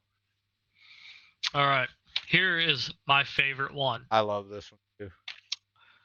House Resolution 1642 to make the national parks and federal recreational lands pass available at no cost to members of law enforcement and firefighters. It is an annual pass currently available at no cost to members of the armed forces and their dependents who provide adequate proof of eligibility for such pass as determined by the Secretary. And that's, I believe, the Secretary of Agriculture, who oversees our parks and stuff. The interagency military pass has been part of the America the Beautiful, the National Parks and Federal Recreational Lands Pass series since 2012. On December 27, 2021, President Biden signed into law S-1605, the National Defense Authorization Act for fiscal year 2022. National Defense Authorization Act is also called the NDAA. Section 641 of the NDAA makes Gold Star families and veterans eligible for the interagency military lifetime pass to federal recreational lands. So Gold Star families, do you know what those are, Cowboy? Yes, I do. And I was actually just thinking that for our viewers who may not know, why don't you explain to them what a Gold Star family is and why they are part of this? No, that's why I asked you. Okay, so a Gold Star family. Part of this. A Gold Star family. Obviously, this is talking about veterans, but a Gold Star family is a family who has lost someone in service. I have some very close friends who are Gold Star mothers through the Combat Veterans Motorcycle Association, and we treat them like they are our own mothers because they lost their son or they lost their daughter in combat, or one in particular lost her son. Her husband and father as well, right? Yep. And this one I'm thinking of in particular, she lost her son. He lost his battles with his inner demons after coming back. Gave up, but they lost somebody who was in uniform, and so the U.S. government has called them Gold Star family and Gold Star individuals in honor of their sacrifice as a family member served. Okay. So we take care of our veterans' families as much as we do our veterans is the goal here, right? Good. Yep. So these passes, the ones that we're talking about right now, are annual passes. that allow access to lands managed by the National Park Service, the U.S. Fish and Wildlife Service, U.S. Forest Service, Bureau of Land Management, Bureau of Reclamation, and the U.S. Army Corps of Engineers. So this is basically every battlefield, every cemetery, every national park, everything. Yep. That is federal hunting land as well for those who hunt. All that stuff. So what this resolution does is, right now this is available. Actually, the bill that Biden signed in, I got a gnat flying around me. I'm not stoned, I promise. There's actually things flying. The bill that President Biden signed in to law allowed for veterans and Gold Star families to have these passes, and actually they allow us to have. I'm a veteran, so they allow me to have a lifetime pass to all of these lands, right? Right. It's free. I can go to, like, if I went to Yellowstone National Park, right? I could go up there, knock on the gate, say, hey, look here, check my ID. There it is. I'm a veteran. And they will print me off a pass right there in front of me saying I have a lifetime membership to all national lands, period. So that differs a little bit because active duty military have to do an annual pass. For every year they're in, they have to sign up. Okay. It's still free, but it's just a little bit more of a pain in the ass.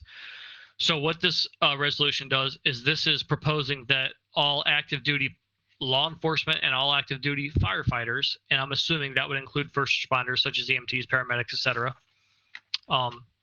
would also be eligible for the annual free pass as long as they're members. And I give that bill 2 thumbs up, or that resolution thumbs up. I think it's awesome. That's definitely, we click the check the box on that one to follow the happenings of this bill. So we will keep you updated if there's any changes to that for sure.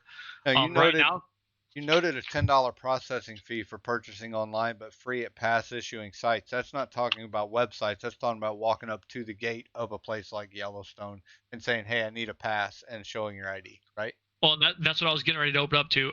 The link that I've included, if you are active duty military, it's the annual pass, but you click that and you tell them, there's a quick questionnaire. It's like, whether you're active duty or retired or a veteran or a spouse or a surviving dependent, that type of thing.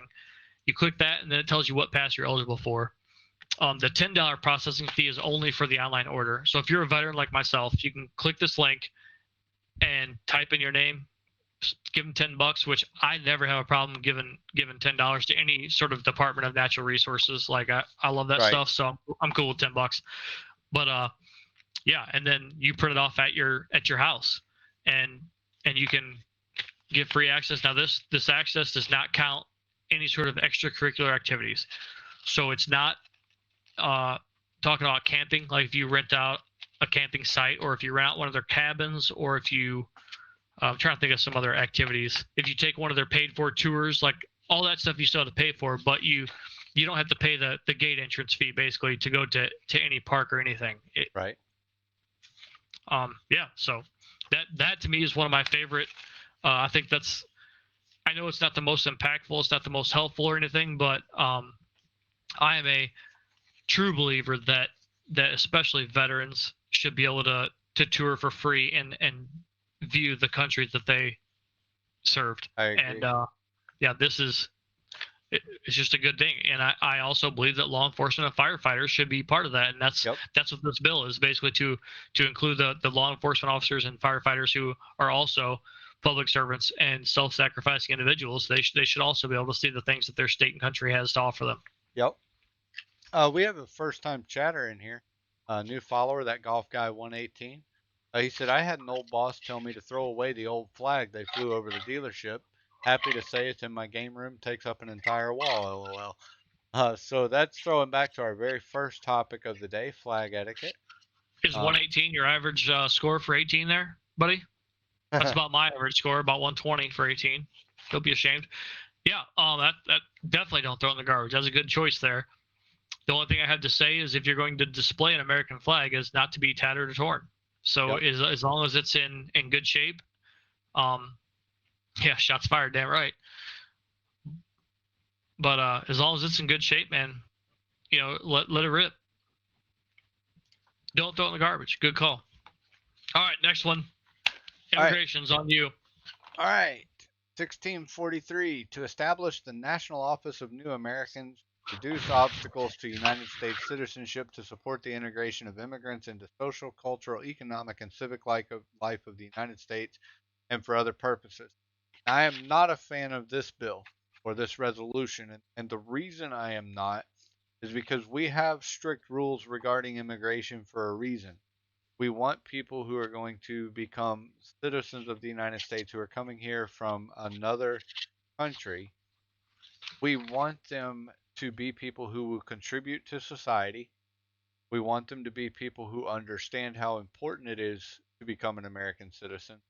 And we don't want to do what I believe, and I don't know this for sure. This is my personal opinion based on some research I've done.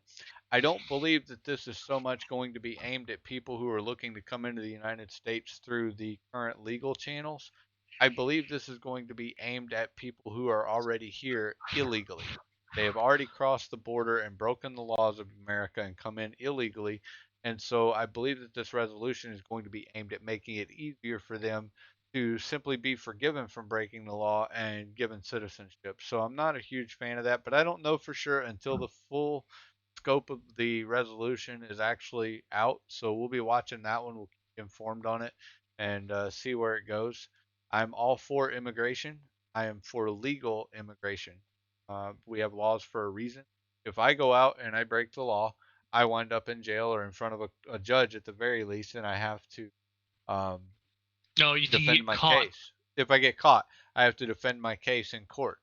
Well, when you come across the border illegally, you've broken the law, and you should wind up in a court of law. You should have to defend your case in court, and if you don't have just cause for why you should be here, then we should follow the law and back and make you come back through legal channels. Well, first thing, I want to say happy 14 months birthday to Ava, the golf guy's daughter. Happy birthday. I have a daughter named Ava who turns 10 on Monday. Does she celebrate her birthday in 12-month increments or 14-month increments? He's counting golf strokes. Oh, is that what it is? That's okay. Shots fired. Yeah, Sharpay lady, bring that flag up. She has her grandpa's funeral flag, and it's come undone over the years. And could I fold it? Yeah, bring it up. I'll fold it. Nobody saw me try to take a drink. Did. So back to this resolution here is it's obviously partially what you're saying, because it says to support the integration of immigrants, right? So right. That kind of leads you to believe that it's pointed the ones at that people are who are already here. You know, kind of. I mean, I agree with what you're saying, but also I'm going to ask you this, and this is going to come across as offensive probably, and I don't care. Do you know how to become a citizen of the United States if you're not? I do not know every step that they have to go through, no. But I do have a couple of close friends who have been through the steps, and it's a long process. It requires a lot of learning. Here's the sad thing. Most people who actually obtain U.S. citizenship through those channels properly know more about U.S. history than the average high school senior. Well, yeah, our education system sucks. We know that. But my point is that I'm not going to offer an opinion on this because I literally know nothing of gaining U.S. citizenship. I was born in this country. Maybe we should look into that. That might be a good topic for stream, is what it takes to become a U.S. citizen if you're not from. If you want to make a note somewhere, I actually know a guy who immigrated to our country under a temporary visa, worked for our government for a minute, and then got booted because his paperwork didn't process in time. Yep. He did everything he was supposed to do, was on the wait list, and got booted. Yep. And that was a very close friend to a blood cousin of mine. So we can get him on here for conversation. So let's leave that one out to hang. And let's do that. And see if we can get a real perspective on it. That's a good idea. All right, 1650, to allow certain qualified law enforcement officers and retired law enforcement officers to carry a concealed firearm to protect children in a school zone. I am a huge fan of this one. I hope it passes the first time. 2 thumbs up. I'm a law enforcement officer. I hate whenever I have to go to school events and sit in a gym with 300 other people, and I got to leave my gun in the truck. I really think that if something were to happen at that event, I would be very helpful to hopefully stopping, a traumatic loss of life for a bunch of people. I don't know how to say it. I guess I can't really find my words, but you know what I'm saying. I believe I would be an integral part into stopping a mass shooting of any sort. Yep. I give 2 thumbs up for that. And here's a thought too. We have a lot of veterans who are excellent shooters. They've been trained to shoot. Why are we not employing veterans? And obviously we would need to vet them first. You don't want to place somebody who's struggling mentally in the wrong situation. But guys who are sound of mind, Don't guys even who are talk about sound of that. body. That just brings up a whole bad thing, because here we are again relying on the government to tell me if I'm healthy. No, I'm not talking about government, but I mean if you've got a guy who, he's been in front of a judge 4 times in the last 12 months for beating on his wife while he's drinking, he's probably not somebody you want to stick at a school protecting children. We talk about enforcing the laws already made, right? Right. Okay. So if laws have already been enforced on someone about firearms, period, if they've taken your FOID card, you're not eligible. If they haven't taken your FOID card, then the laws haven't been enforced, or you've now been under scrutiny of the law, which right. The vetting process that's currently in place would already take care of that, is what I'm saying. Okay. So let's put them in schools. Let's hire them. Let's put them on a government payroll and let them protect our kids. If you do that, Parkland doesn't happen. If you do that, Columbine doesn't happen. Remind me sometime, Cowboy, in a private setting, before we put it out to the public, put this in your notes of things from the stream to talk about, and I will tell you about a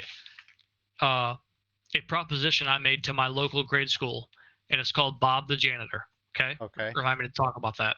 All right. Putting that in topics for later. All right. 1653. Ooh, this is an amendment to our United States Code. Okay. To amend Chapter 22, Title 44 of the United States Code to ensure presidential... Ooh, this is a good one.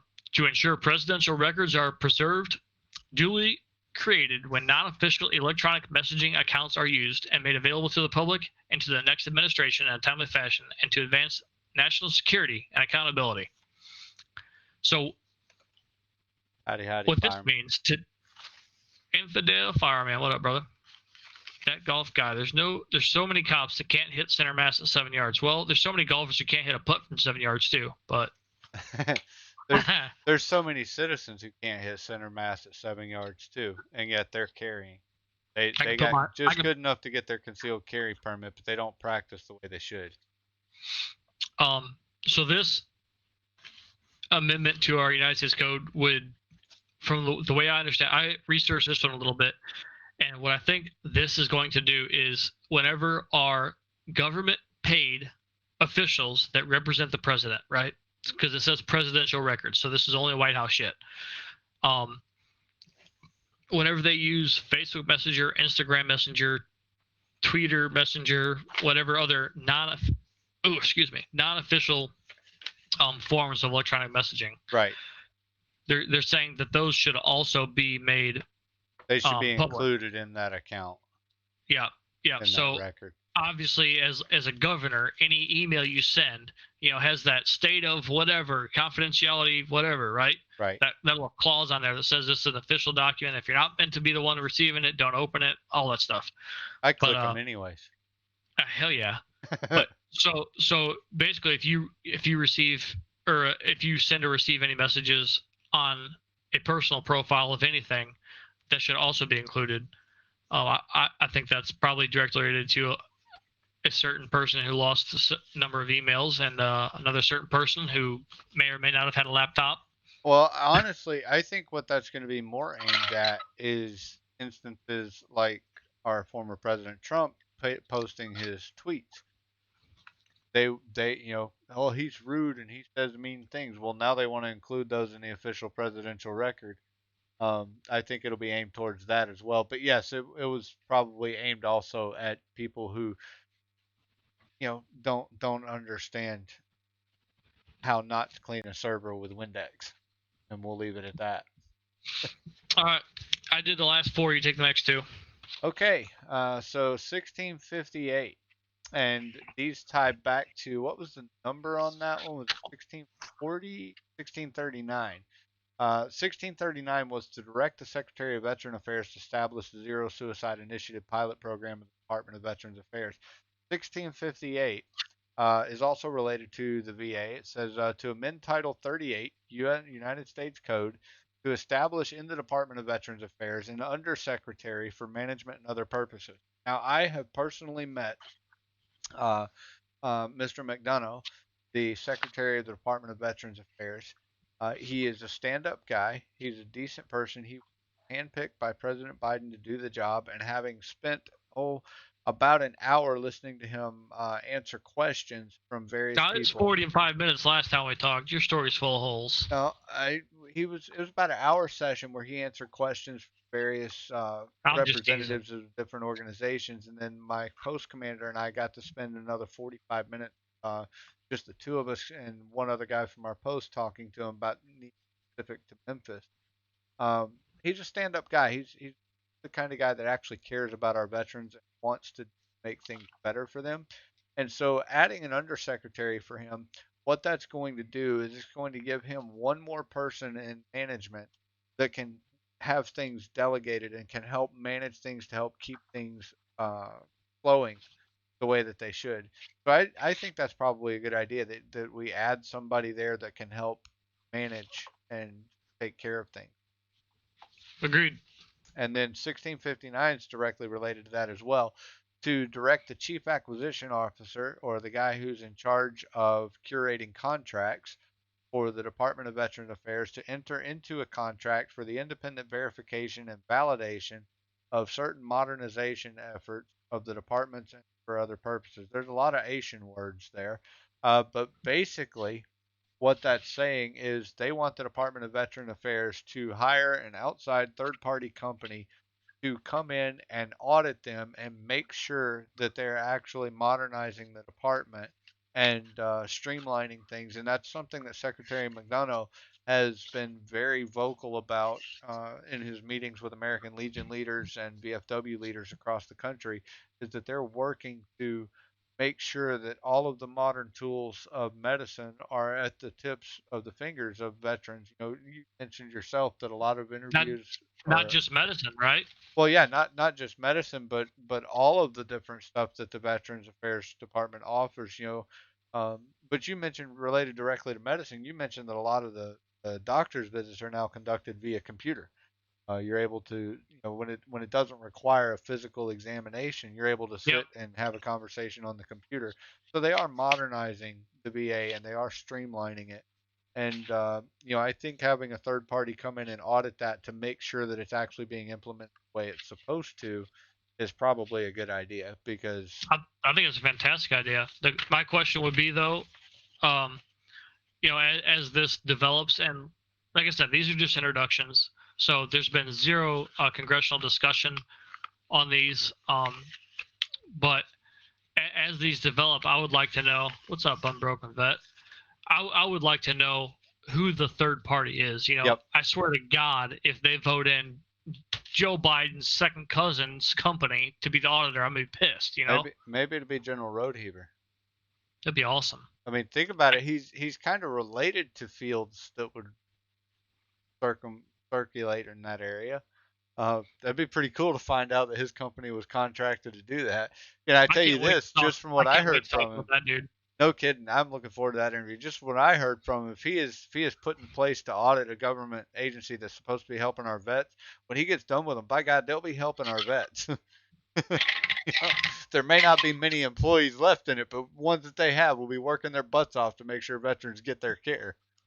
For sure. Why don't you take this last one? This one's a big one. Well, we saved the hottest topic for last, right? Big topic here. So this one's labeled HJ Res 44. For those of you who don't know the code, I had to go and learn this last week because I didn't know the difference between HJ and SJ. HJ, H meaning house, J meaning joint, res meaning resolution. So this is a joint resolution, which means it's a partisan or bipartisan resolution. Right. The H signifies that it was presented by the House, right? Not the Senate, the House.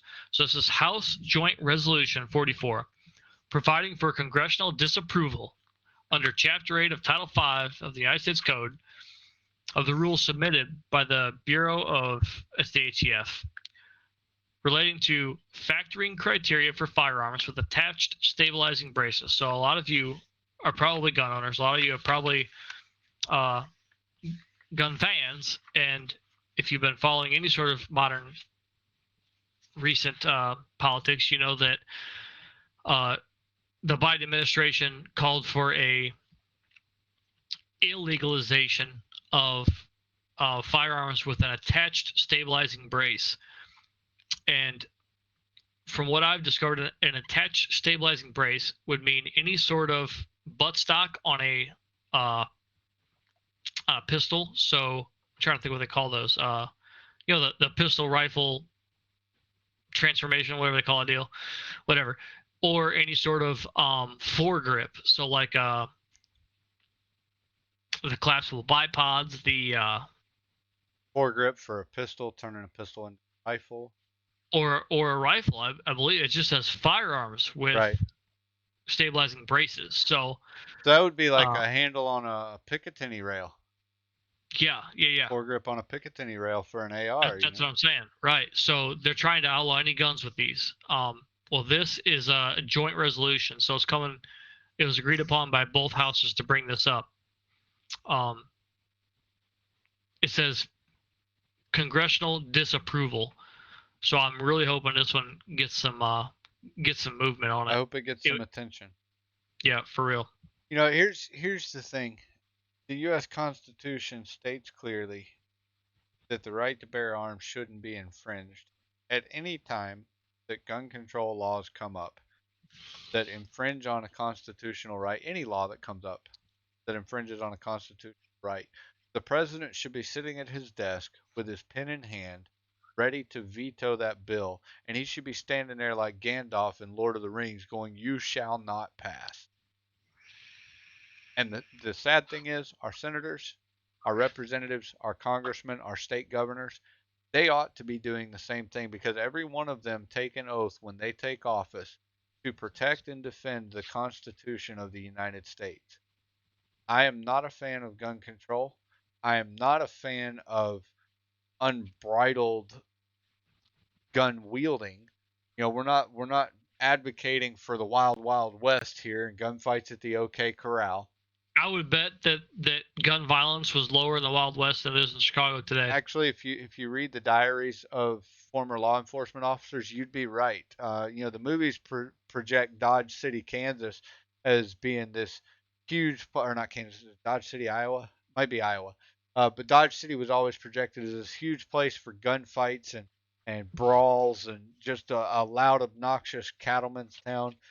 Wyatt Earp wrote in his diary, or wrote in an interview, rather, somebody asked him, said, "What did you think of Dodge City?"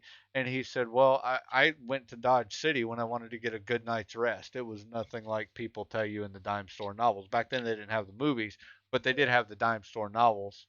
And he said, "It's nothing just like the novels." The shootout at the OK Corral, right? Like right.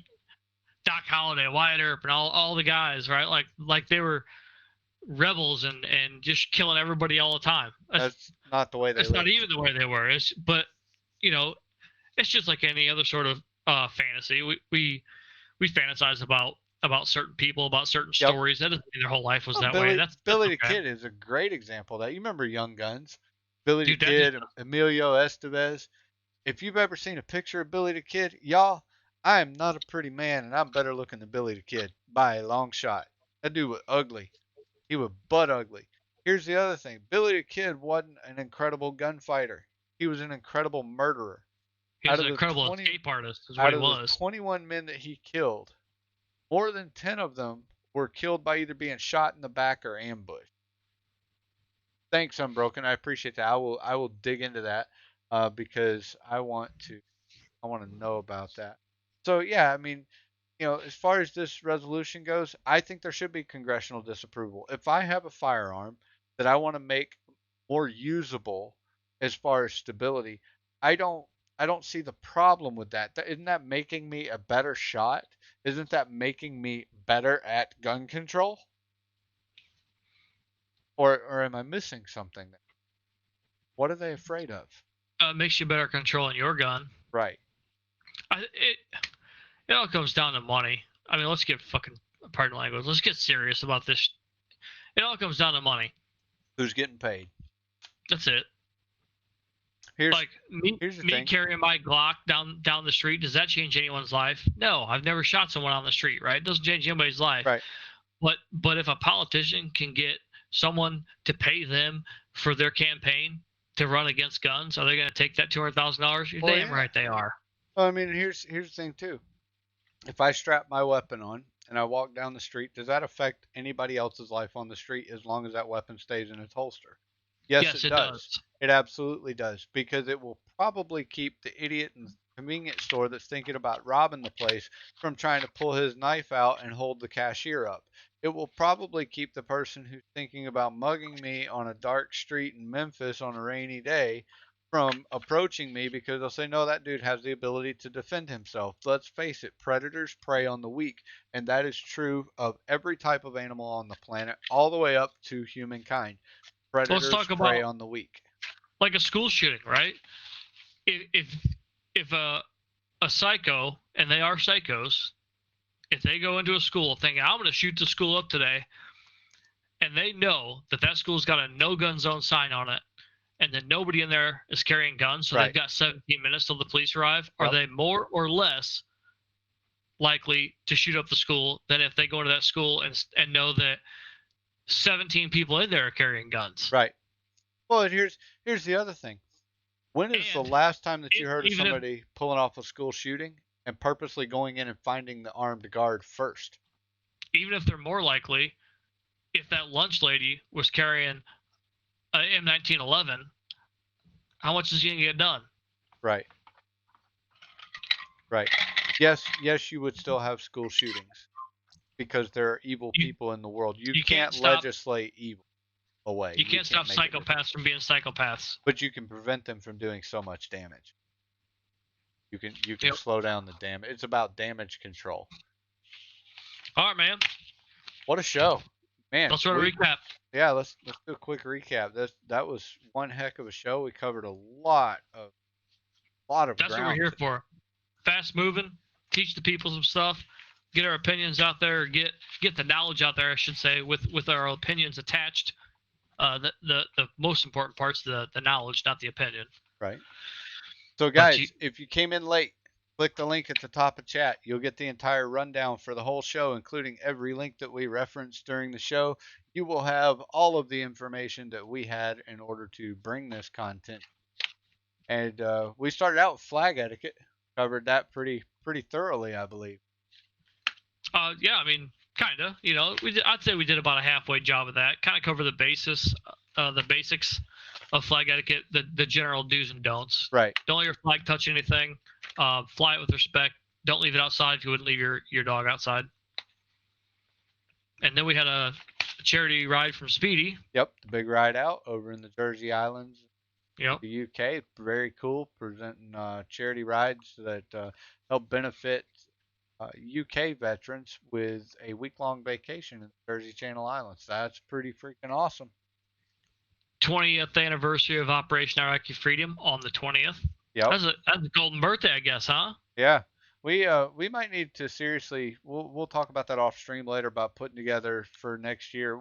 I want to start doing special flight events for different things. So maybe that would be a good one to do some flight time around release. It ain't real pretty over there. There's not gonna be a whole lot of good scenery or nothing.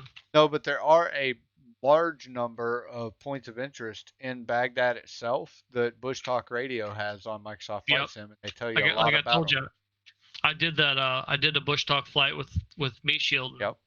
It was awesome. So we covered that. At that time, we didn't have helicopters, so we had to do it in a single prop plane, which was still too fast.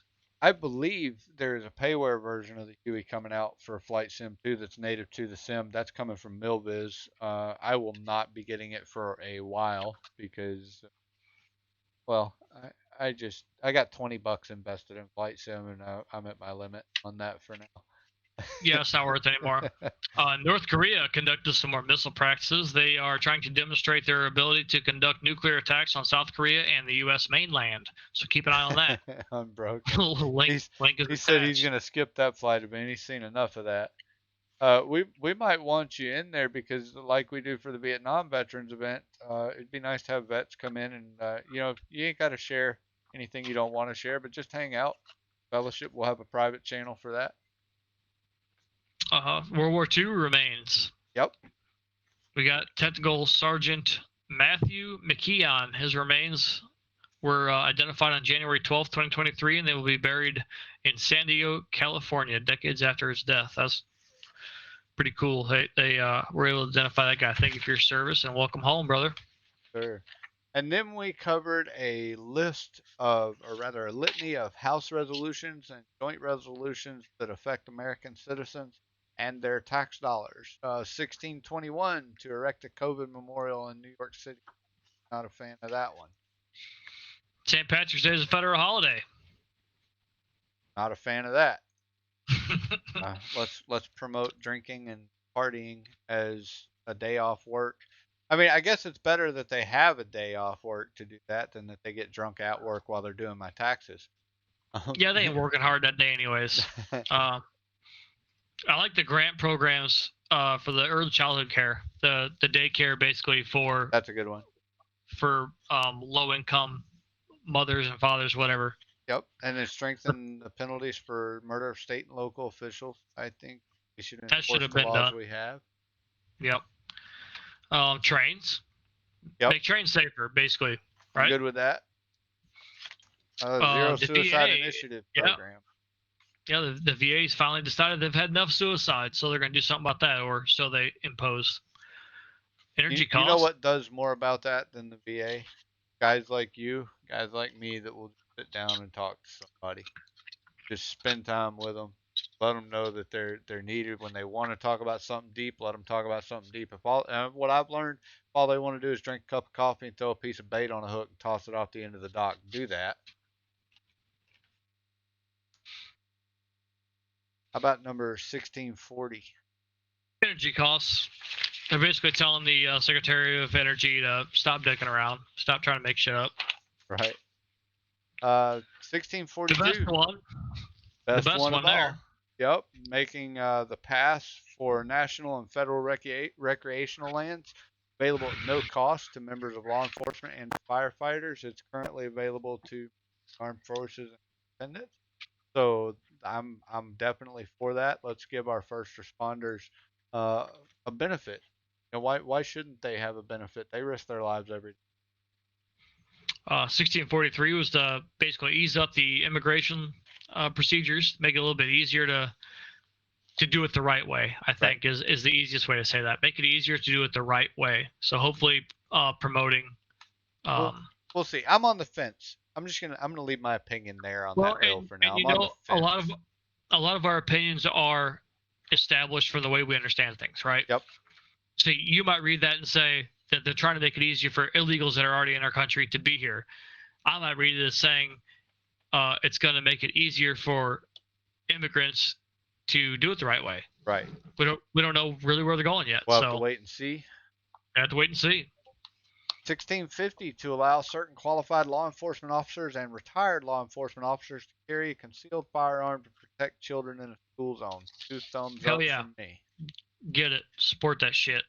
And hey, just so you know, all these, I'll say it afterwards. 1653, basically make unofficial electronic messaging public news or public knowledge, and make it to where they have to pass it on to the next administration, the president, or their peoples. 1658, Secretary McDonough of the Department of Veteran Affairs gets an undersecretary, definitely for that one. Somebody to help share the workload for sure. 1659, make a contract to verify and validate the improvements to our VA system, basically. Definitely the modernization, they call it. Yep. And then House Joint Resolution 44 to get Congress to disapprove of a recent attempt to ban stabilizing braces for firearms. I'm definitely hoping that this one picks up some traction. That shouldn't even be a discussion. Nope. It should just be vote on it. Congress Done. disapproves. It's all over with. It says in the Constitution, like, whenever they say the words shall not be infringed, I think about golf, right? And hey, we got a golfer in here. Whenever I hit my 90-yard sandwich up to the green and I land on the fringe, like it's a very descriptive word, right? The fringe. Right. So when it says shall not be infringed, that means don't even approach it, is what that means. Right. So I don't know what we're doing there. For those of you who missed it, check the document. All of my notes are pinned as a document up there. Get on fastdemocracy.com. They are not a sponsor of this podcast or anything at all, this talk show at all. It's just something that I found super helpful in tracking all these laws. You can track laws from your state, from your country, all the introductions we discussed today, anything that's in the middle of being passed, anything that's been passed already. And also check out congress.gov, the congressional record. You can go all the way back to, I think it's like 1898 or something. It's phenomenally far back. You can see how and when and who voted on everything that's ever been passed, literally. Yep. Hell yeah, man. Good show. Man, we are up at the end of the hour here. Actually, we've rolled into the next hour, but that's all right. Who are we going to raid out to? Well, let's see. Who you got up? So I got a guy named Rob Noer. He's another talk show similar to us. And he is looking at he is looking at the indictment of former President Trump. Who else do we have? He's an interesting streamer. I got LSR Gaming X. I don't know if you know that guy or not. He's an iRacer. Lock him down. Shoot that to a solid band, and let's get a raid set out. Man, what a show! Just covered a lot of stuff here tonight. A lot of good stuff. Had a good veteran spotlight from old Devin Elrod. Always appreciate we got to recap about our veteran spotlight. We got to get him out here. Hey, there comes the raid. I'd like to get him on as a regular thing. You guys remember that there's a lot more that unites us as Americans than divides us. Yep, that is true. So, you can't change the world, but you can change the world around you. Don't talk about it, be about it.